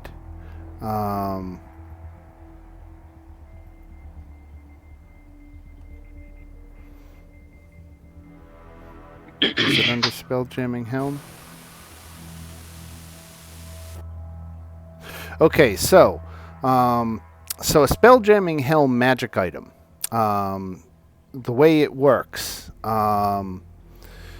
is while attuned to a Spelljamming Helm and sitting in it, you gain the following abilities as you maintain concentration. So you have to maintain concentration. Okay. So it means no spells with concentration. But here, I'm going to post this in the Discord so you can read along with me. Okay, so I can't take it off because then I'll unattune. Right.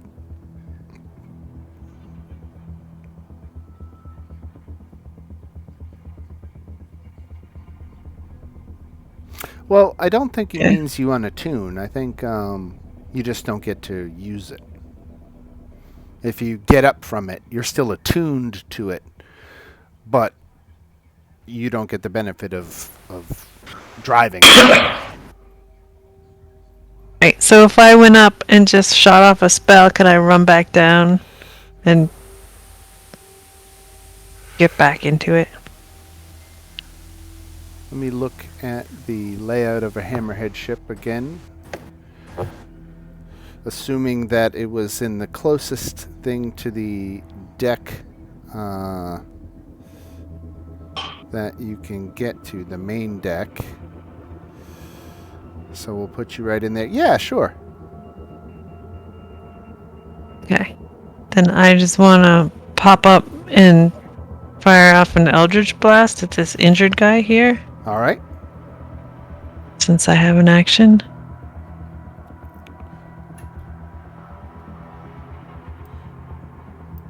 And then go back below. All right.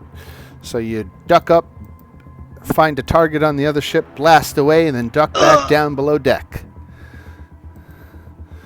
And we go to our Sleeping Bandit 1 and Sleeping Bandit 2, and then Arasira.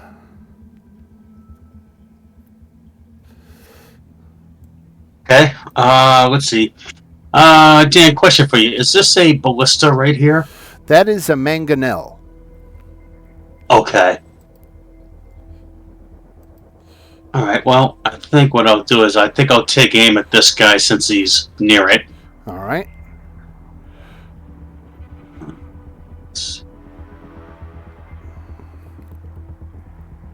Ooh, okay, there's a miss. All right. And then we go to Alex. Just gonna move up.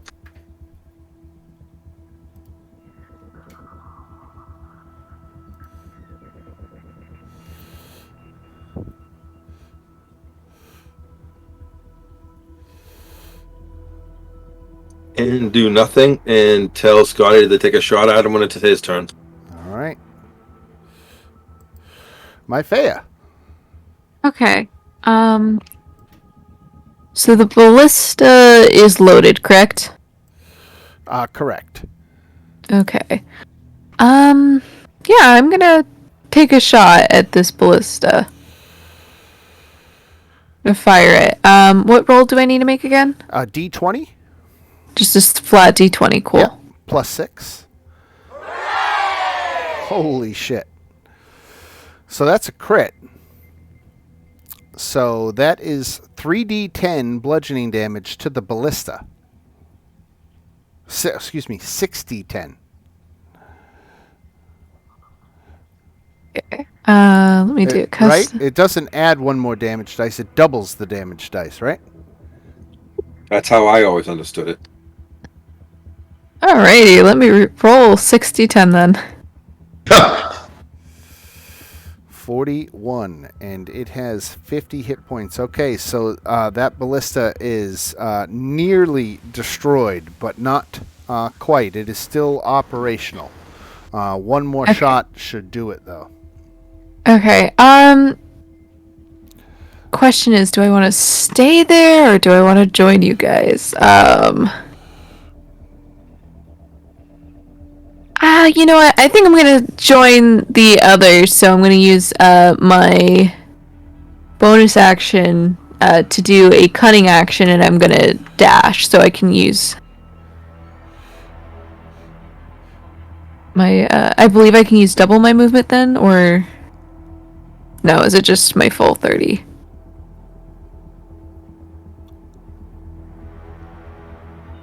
Move there, and I guess I can use my bonus action to dash. Right. Another 30 feet. Should end up about here.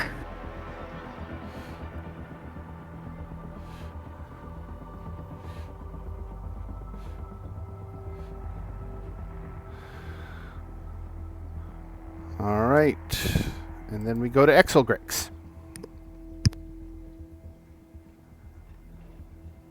Okay. How many hit points did that thing have left? The ballista? Yeah. Like 9. Alright.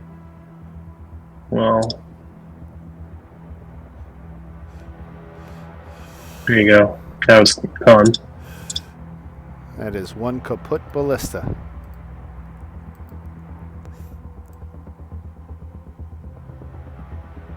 Awesome. That's it.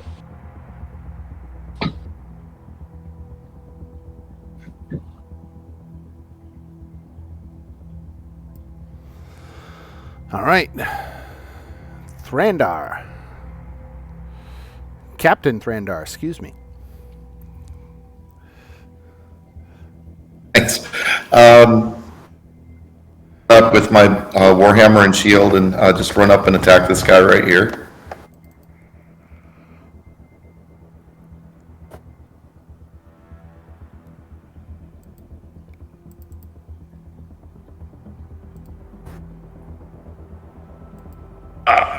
Yeah.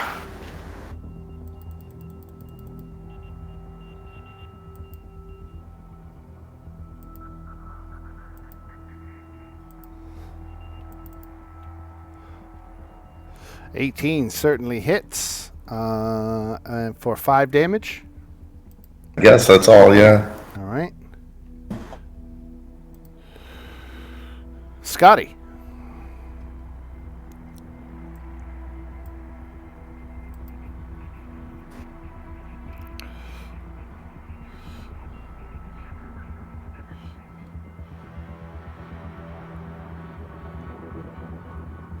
At the guy that I told him at the beginning, so the guy that just got hurt.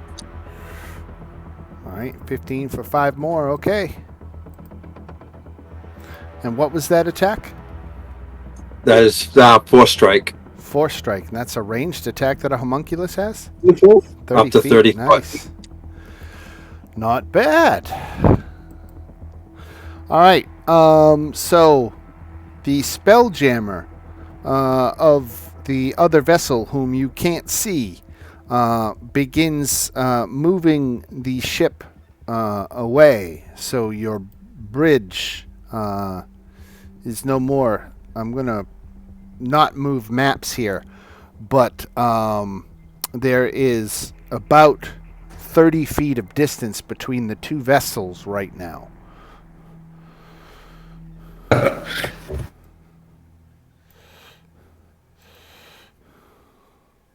Two, three, four, five, six. He's going to take his shot. Now he's got a pistol that he's got, and he's shooting at Thrandar and hits for 7 points of damage. Like to use Thunderous Wrath right back at him. Okay. Thunderous Wrath. How much does that do? Well, let's see. That is a good question. Where is it? Wrath of the Storm. Here it is. 2d8 has to make a dexterity saving throw.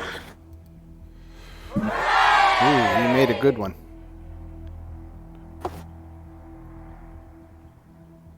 So, damage on a success. All right. So 4 points of damage.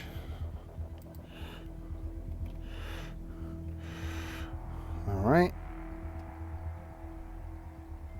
How much did you say I had to take? 7. 7. 1, 2, 3, 4, 5, 6.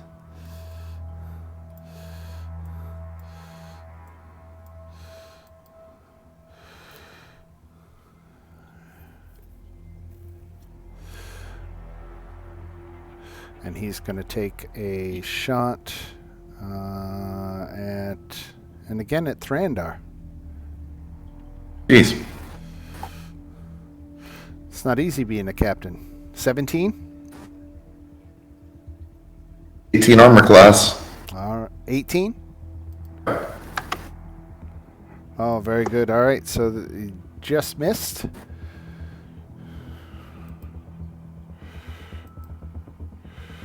And lastly, this guy. 1, 2, 3, 4, 5, 6.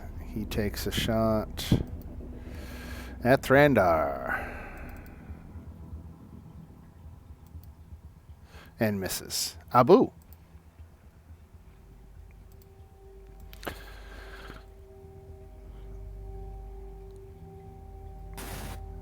Now there's another, if whatever distance you measure between yourself and the other ship, you have to add 30 to.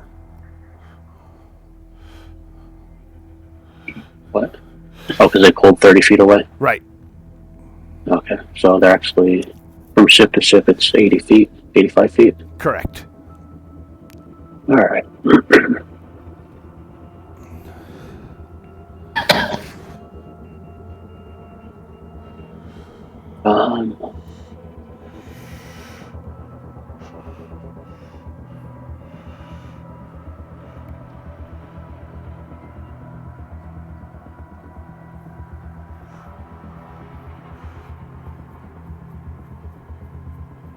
Well, I'm going to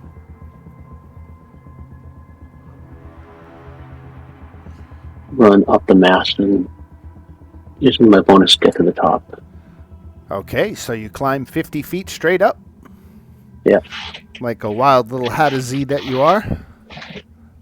And then I'm going to attack. I think it's pretty pointless to climb up there, but I'm going to attack this guy that's blocking everybody. Okay.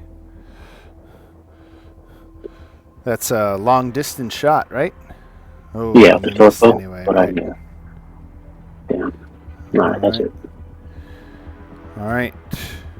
Now the bandit over here, which bandit? That is this guy right up front. He's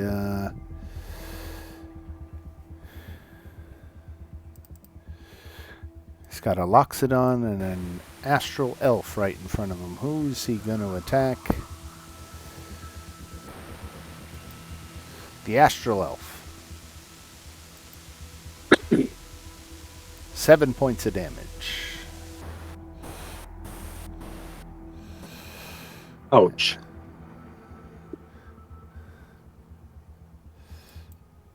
All right, Violet, you're with the ship. Do you want to close that distance that they introduced?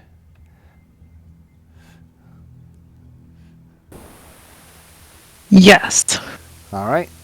So put the ships back within 5 feet of each other. The Yep. hammerhead pulls back up alongside the squid ship as it tries to make a run for it. Yeah. All right. And then I will try to snipe another guy. I guess this one down here because he's injured. And you got Eldritch Blast, and that's got that nice long range, right? Yeah, and I have spell sniper, so it's actually twice as far. Nice. Okay. Oh, but I only Oh. did one. Womp womp. All right. And this bandit here is asleep. And he is asleep. And then Aracia. Okay. I'll take aim at this guy here.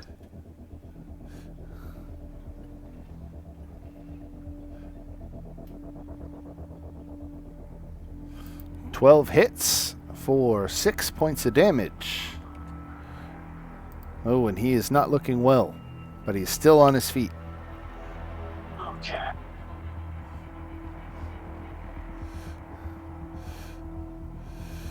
And if that is it for Aracia, we'll go to. So you're still sitting over by the ballista, right? Yeah. And Alex on the enemy ship. Right?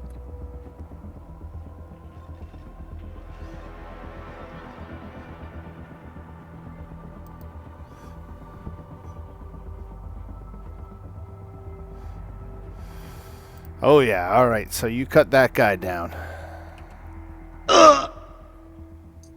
And I tell Scotty to take out the one that's severely damaged.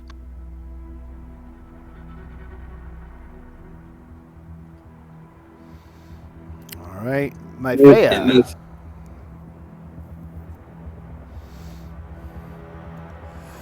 Okay. Yeah, sorry about my health. It's for some reason on roll 20 higher than my D&D Beyond. Okay. Let me see. So, I'm gonna first of all go.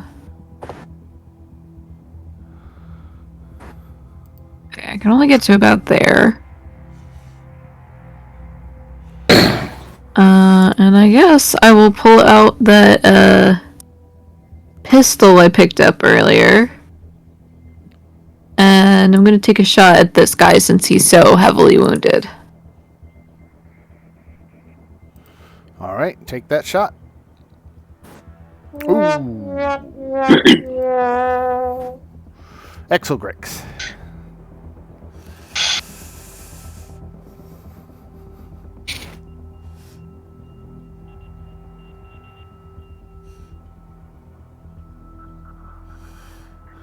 The plasmoid starts making his way over to the enemy ship. No check to get across.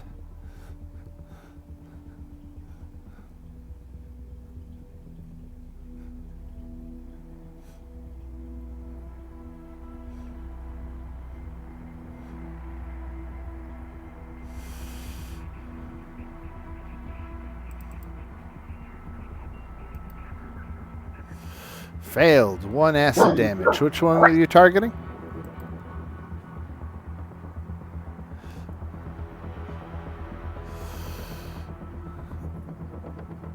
You're muted. Oh, cool. So I am. So, yeah, acid splash. So I'm actually targeting both of them. Okay. So they both have to make the save. Gotcha. Okay. Both failed. Both take 1 damage. Both take 1 damage. Yay, cantrips. All right.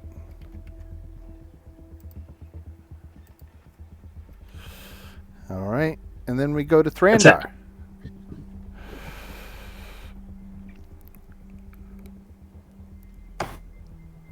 Grandar is gonna push forward. Pretty movement. And do a Thunder Wave on these two. Constitution save, right? Let me check. I thought it was Dexterity. Maybe it is. Where is it?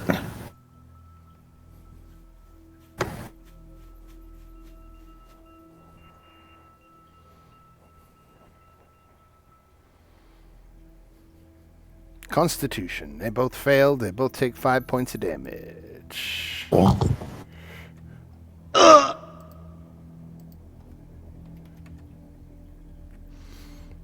All right, Scotty.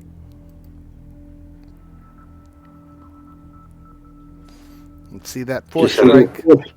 Yep. Moving over to that.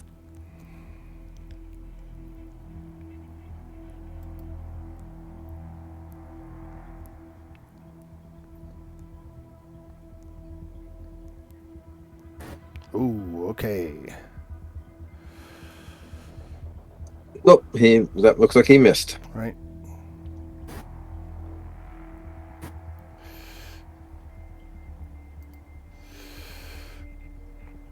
Okay, so Bandit 1. He was running over to wake up these guys, but Thrandar, you came and intercepted him, so he's gonna swing at you, and I think hit you for 3 points of damage. We did. This guy's gonna come up and get you into flanking, and hit for 5 Jeez. more. Okay, if I'm being attacked, I'm just doing that Thunderous Wrath.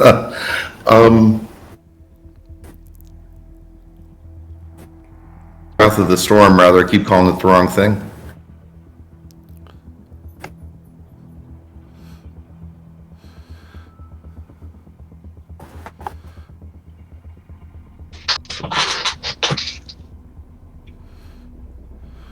All right, and that's against the one that just attacked you, and that takes him out.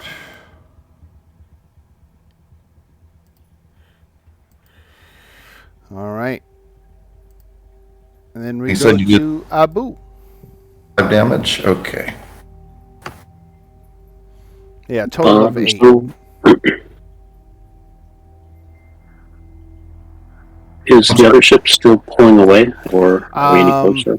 It is currently alongside. Okay, so we got closer.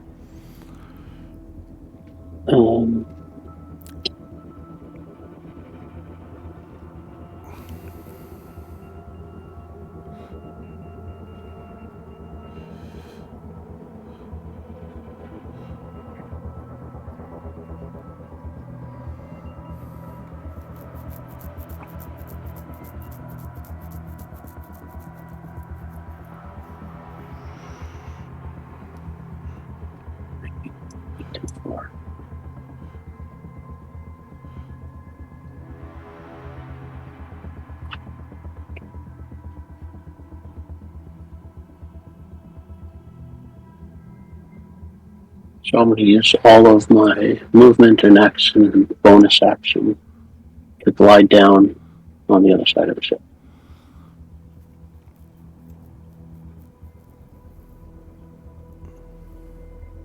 All right, you glide across effortlessly. And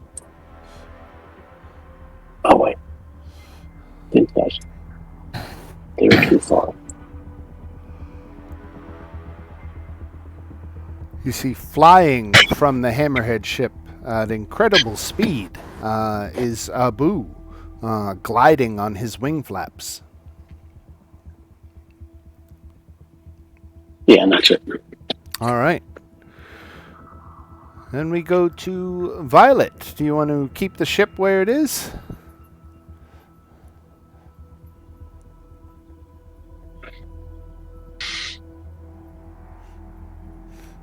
Oh, sorry, I was on mute. They didn't move away, right? They didn't. Yeah, okay. So I just want to stay next to them. All right. And I'll try to hit that guy. With the old EB, Yup. 13 is enough for 5 points of damage, which is exactly how many he has. So the only 2 bandits left are sleeping.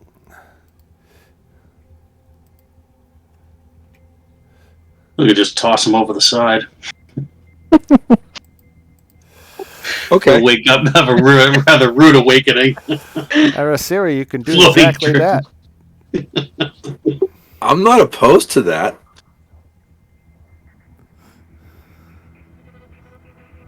There's a spelljammer in there I was somewhere. gonna say, too. yeah, isn't there still one other person unaccounted for? At least one. Yeah.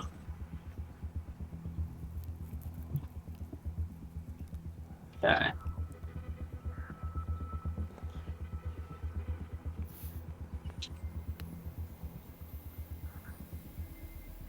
Move here. And then with my bonus action or dash action, I'll cross over.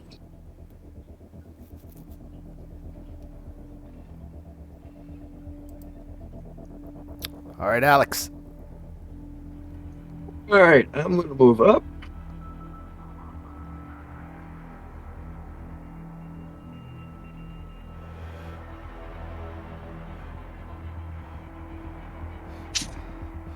That's 15 foot of foot. Now, can I literally just pick this guy up and just turn and throw him over that board? You literally can. Guess what I'm going to do? So as he goes pitching overboard, he bobs up and down in the gravity plane in slowly diminishing returns, and eventually he'll come to rest, just orbiting the ship out at level, and will slowly drift out toward the edge of the air envelope until he's left behind in space, if some kind of action is not taken to retrieve him. Okay. What about you, my Faya? Okay, well, since it's only this guy left and he's asleep, I don't want to be that cruel, but also I'm not that strong. So hold on, I'm just gonna. Yeah, he's the last one. I'm just gonna. Yeah, I'm just gonna try and make it as painless as possible, and I'm gonna try to slit his throat if that's possible.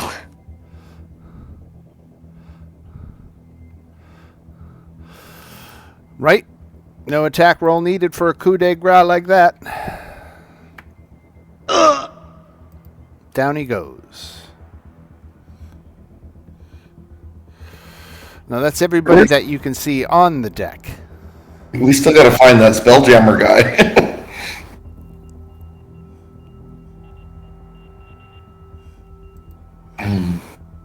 So we are out Hey, of initiative order at this point. Okay, I was about to say, can I make an investigation check to see if I can figure out where the Space Jammer helm would be? So, there's no limitation on where the Spelljammer helm can be placed. It literally can be anywhere on the ship. You can put it on the deck of the ship if you wanted. It can be in the restroom, in the kitchen. It could literally be anywhere on the ship. It could be if the ship had a bottom deck underneath the gravity plane. It could be upside down underneath on the underneath side of the ship. So there's no real check will help you determine where it is. It's just a systematic search of the ship, which I won't begrudge you. And I have a map of a squid ship, but we can just theater of the mind this, and we can say that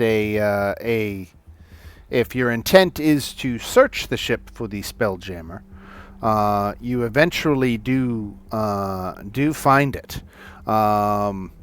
and you open the door to a room, and you see that the Spelljammer helm has been destroyed. Someone has smashed it to bits.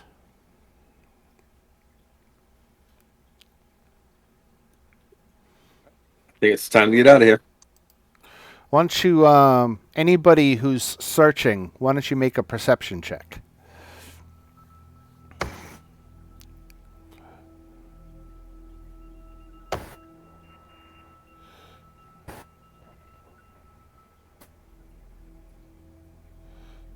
Yeah, I don't do rolls. Can you tell? Right.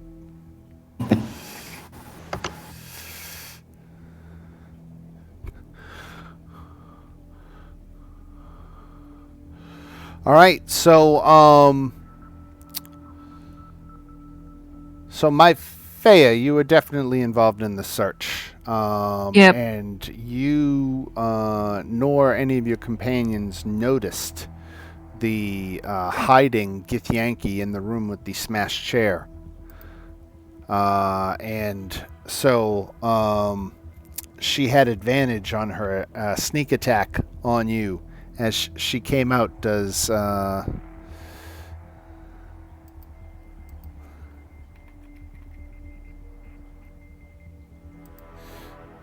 me see here. My AC is 13. So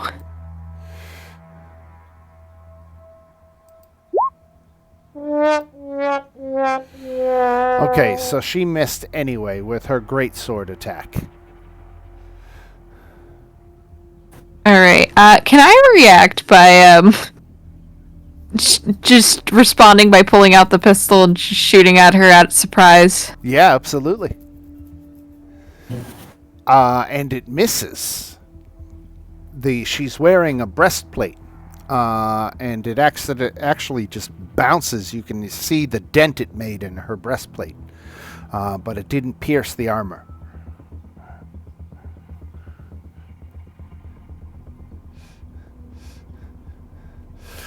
Now, we won't begrudge this with re-rolling initiative and all that.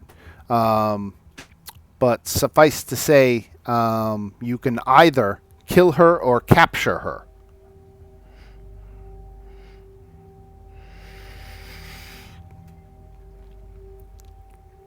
If we capture her, I can speak to them because I speak Githyanki. So if we want to interrogate her,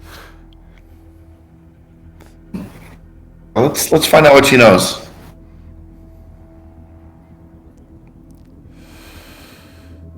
Okay, kill her. So she says, "You'll never take me alive. I think we just did. You'll never take me alive." Wait, is this just like an NPC response of just You'll never every take me time we say alive. any? One can response for everything.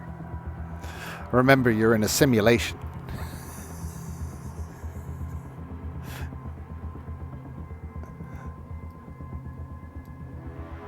Okay, we don't take her alive. Do we get points for killing versus capturing? There was nothing in the instructions about that. Your instructors might judge you for being needlessly cruel to holograms. Why need What if we just pull the plug? It will never take me alive. They are just holograms. Sounded like a last request. I mean, we tried to interrogate her, and then we found out she was a hologram, and that's not our fault. I think she's asking for us to kill her. What's he saying? I say we're merciful if we pull the plug. It's a hologram.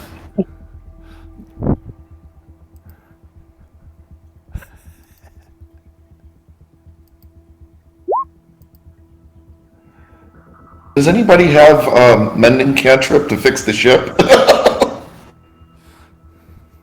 How do you fix a hologram? Fix it. Our ship. All right. We've been killing things. Why can't we fix things? Good point. Are we just going to leave this thing in the hole and take off, or? Yeah, that's fine. Yeah. As captain, I request that everyone with mending skills please to fix the ship before we get back. All right. As much as possible. My guys decided to leave her, let it live. Let's see. Let's go back to our wild space map here where we left our ship icons. Yeah, your ship is only down 18 hit points right now. It only took a couple of ballista shots, maybe even only one. So it wasn't too bad. And there's nothing. We didn't find anything of value on the other ship, right? Just weapons and I mean it's really a poorly written ship. It doesn't have. And I'm judging the Academy people on this one. They didn't throw in an optional side quest, right, for us to find blackers. So, you start making your return journey in the simulation back to Toril, and your ship slows from spelljamming speeds back to flying speed, marking the unexpected presence of something in the vicinity. It takes just a moment to spot another hammerhead ship in the distance. The other ship is severely damaged and adrift. Every few seconds, bands of electricity ripple out from the center of its hull, dealing further damage to the ship.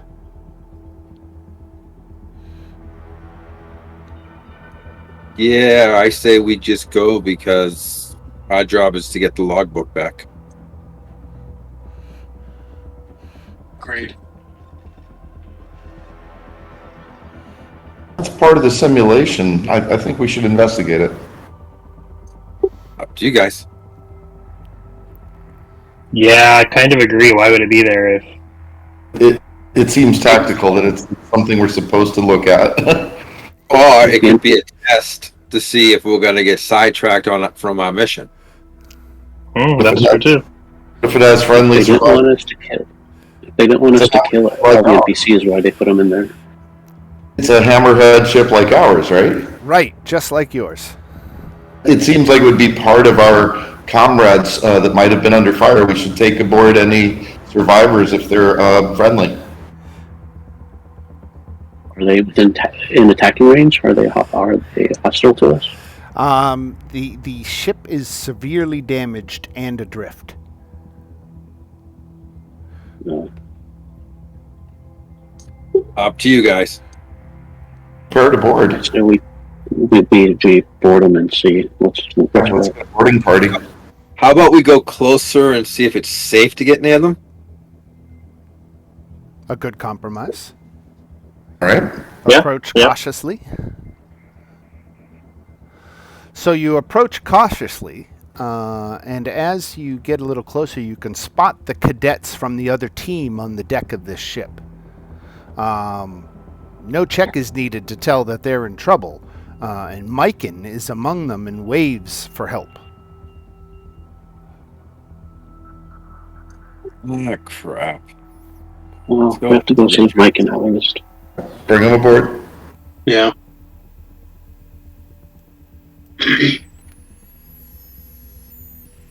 That's my captain's ruling. Bring him aboard. Is there anybody else in that group that we recognize?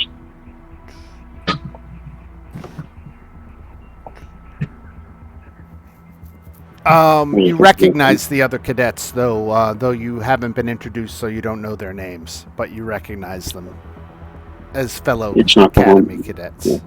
Yeah, Mike. Parlay! What happened? So Who was the one we got into it last week?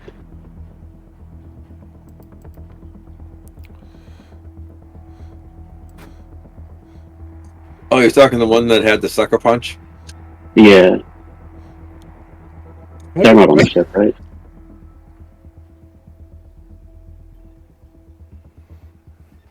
So, the illusion around you ends in a wave of silvery blue light, and you stand within the simulation chamber where your training exercise began. Magical energy ripples like a turbulent cloud around you, reaching out to touch rune-scribed walls, then exploding outward as bolts of lightning, sending Sereth, Tardo, and others flying to the ground. Everybody make a dexterity saving throw. Just got real. Oh, Wait, and is this part of the any simulation? damage from the simulation is completely healed. Any spell slots expended are back. You guys are back to full health.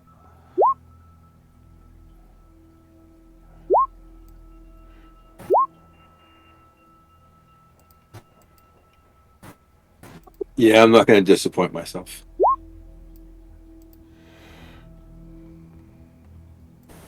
Did I ever go through? There it is. Oh, that's a terrible deck save. Ah.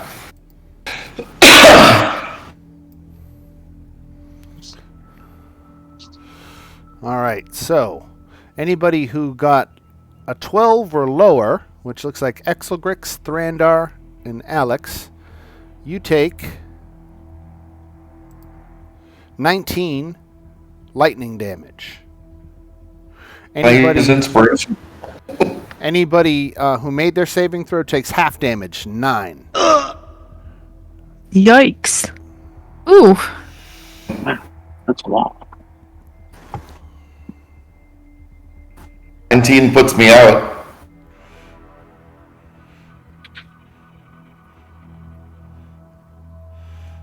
Didn't we get fully healed before that damage hit? Yes. Yes. I had 19 hit points. Oh, that's your total hit points? Total hit points. A blast of lightning Yeah. right from the rune chamber wall just Wait a hits, minute. hits you square in the chest and just bakes you.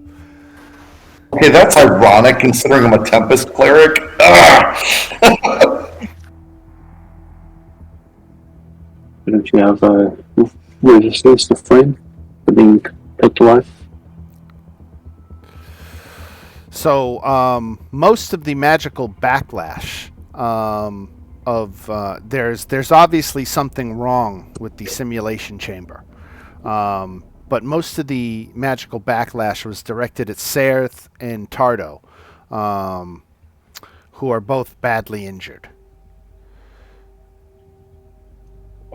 First thing I'm going to do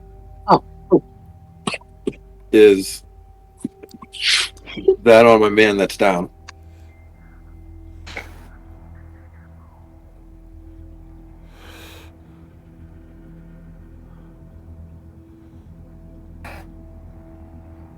So that's going to Which get one of us is that on? Thrandar back to his feet.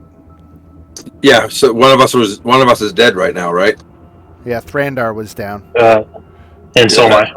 Oh, and so are you. Yep. If no one else has one, the following round.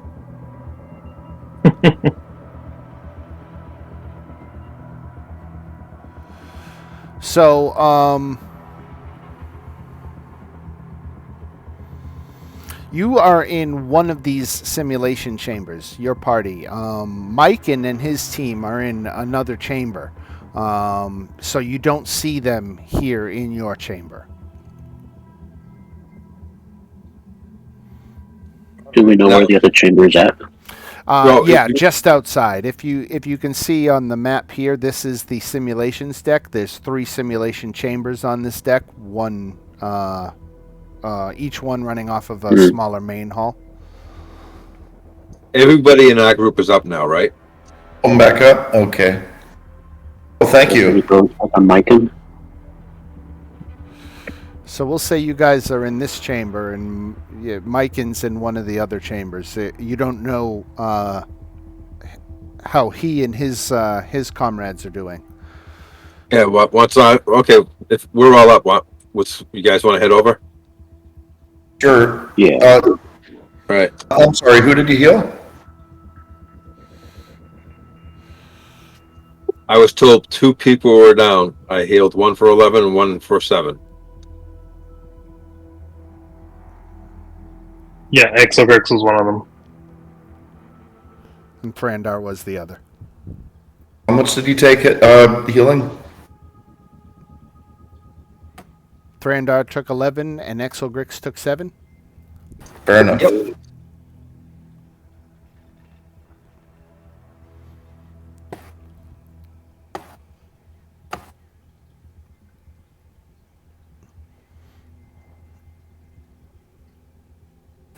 So again, Bosun Tardo and Sayer Dabazin are both badly injured as well.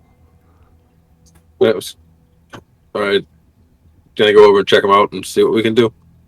You want to make medicine checks, you can stabilize them. Rendar's going to go over to Bosun Taro. Cure I'm not wounds. good at it, but I'll try.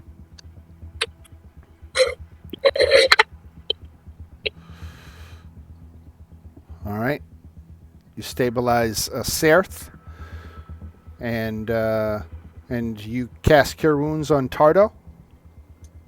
Let me check my spell slots. Oh, Thranдар did. Oh, okay. Oh, cool. I'm out of spell slots. All right, so that's everybody in this chamber. Your party, Bosun and Sereth. But you don't know about Mykin and his friends. Let's check on him. Yep, let's go check them. Okay, so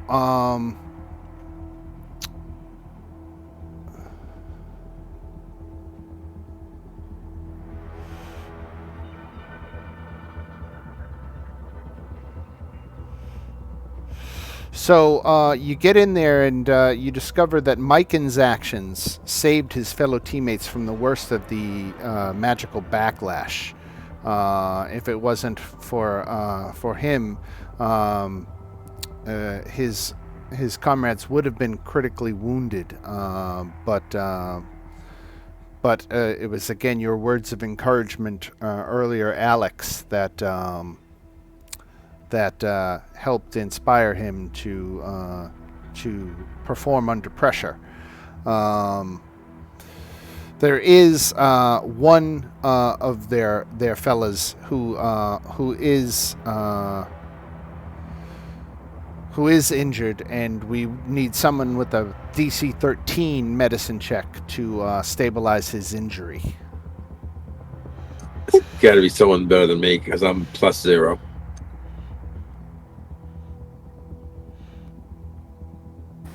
Spare the dying work?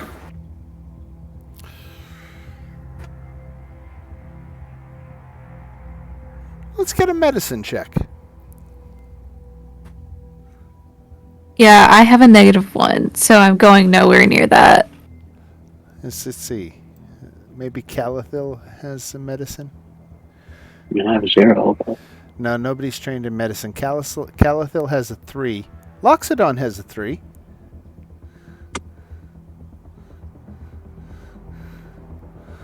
Thranдар, you want to try it? Medical?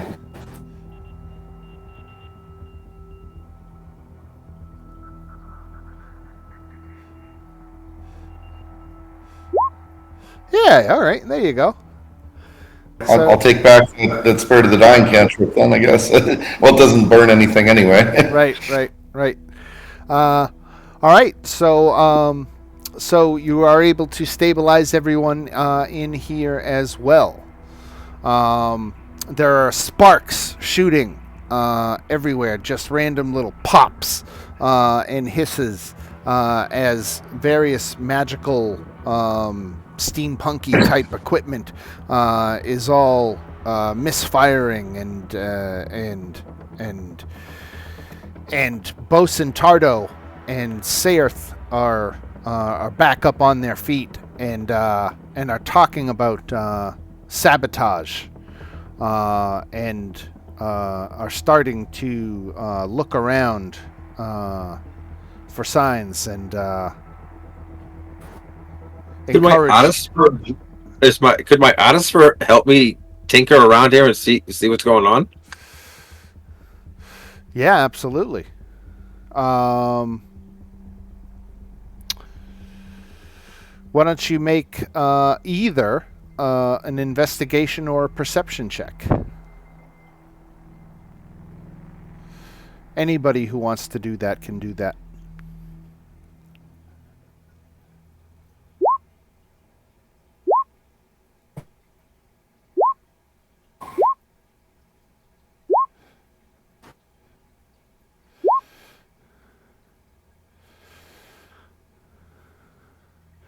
All right, Myphea, you notice an odd-shaped metallic plate crudely jammed into the walls of one of the simulation chambers. A search of the other chamber reveals an identical object, each bearing a jagged sigil carved into it. A detect magic spell reveals powerful magic emanating from both objects. I check around and ask if anyone has had anything stolen. Now, Just Bosun usually- Tardo steps up and scowls, chomping down on her cigar. She points to the sigil as she looks towards Serth. That look familiar to you? Serth's quicksilver eyes scan the object coldly. Vokath, I should have suspected. It appears that the Mercane's grudge against Mert has become a vendetta. The old wolf must be told.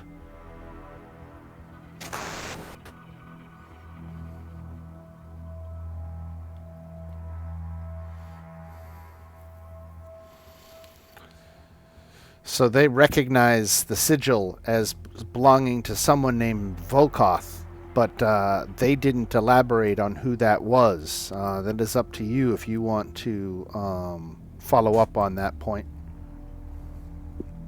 Yeah, I'll ask him who Volkoth is. Both officers crisply inform you that the matter is none of your business. And although I'm sorry.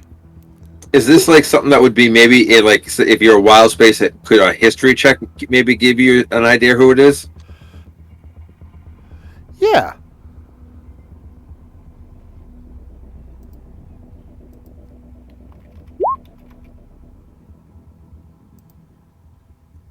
Well, not that one though. A wild spacer? Yeah. All right, that's enough. So, Volkoth didn't ring a bell, but you heard them say Mercane. Now, the Mercane are a race of giants that travel wild space. They are merchants who trade primarily in magic items and advanced technology, including artifacts and spelljamming helms. These 12-foot-tall, lanky blue giants dress in elegant robes and have elongated heads and long, spindly fingers. They use spelljamming ships to cross the astral sea and travel from world to world within wild space systems, where they conduct most of their business. It's rare to see more than one Mercane at a time, though it's common for a Mercane to be accompanied by underlings or bodyguards.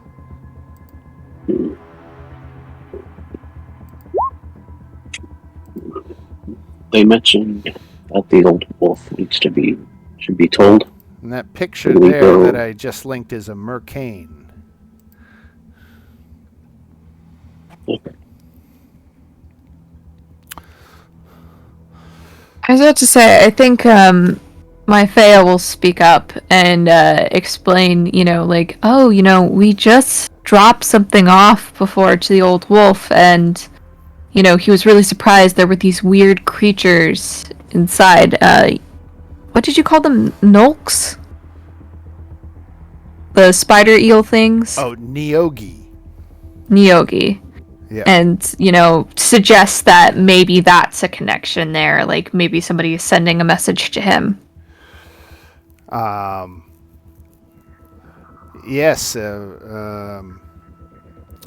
The officers, again, are very reluctant to discuss this business with you, but they thank you for your diligent work. And they say that even though your training exercises were sabotaged, all cadets completed enough of the session to receive your scores. Now, you earned more than 6 points, so you successfully completed the exercise, and for winning the competition against the other squad, each character is awarded 100 gold pieces.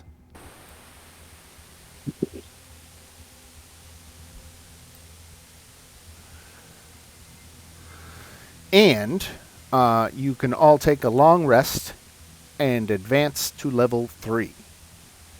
Ooh, nice. That's a big level.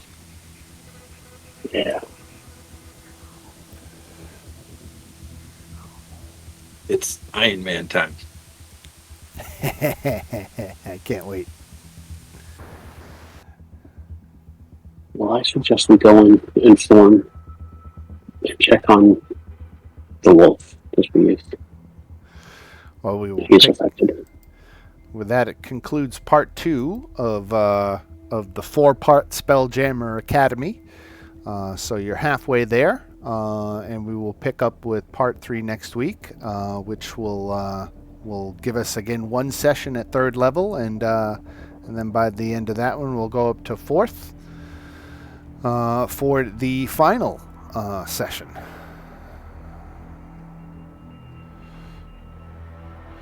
But thank you all Awesome. for your patience tonight. That was my first Spelljammer battle, and it might have been a little clunky. I'll hopefully get better at it. I'm gonna take some of my practical experience from this time and kind of re-examine the best way to run ship-to-ship combat and all that, because I want it to be exciting. I don't want it to be dull.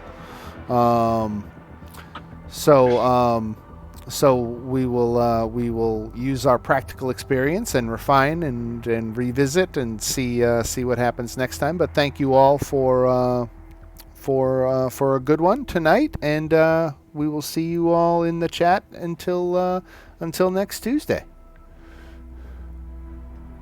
Awesome. Hey, Cool. Dan, quick question. Oh, go ahead. No, yeah, go ahead, Chris. You're saying anything that we sell back is at half value? Right.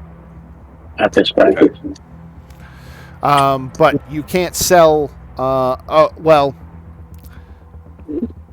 You can't sell any of the stuff that was issued to you by the store. No, it's not that. I'm trying to unload the armor I have to see how close I can get to getting the plate mail armor for Right. the class. Right. Yeah, no, you could trade in your armor, but that free weapon you got, you couldn't trade in, right? Okay. You'll have to do that off campus. Yep. All right, folks. Well, thank you again very much. We will see you in the chat, and have a great week and weekend, and we'll see you next Tuesday. Cool. Thank you. Great. All right. All right. Again. Next week. Later. See ya. Yeah. Bye. Bye, guys.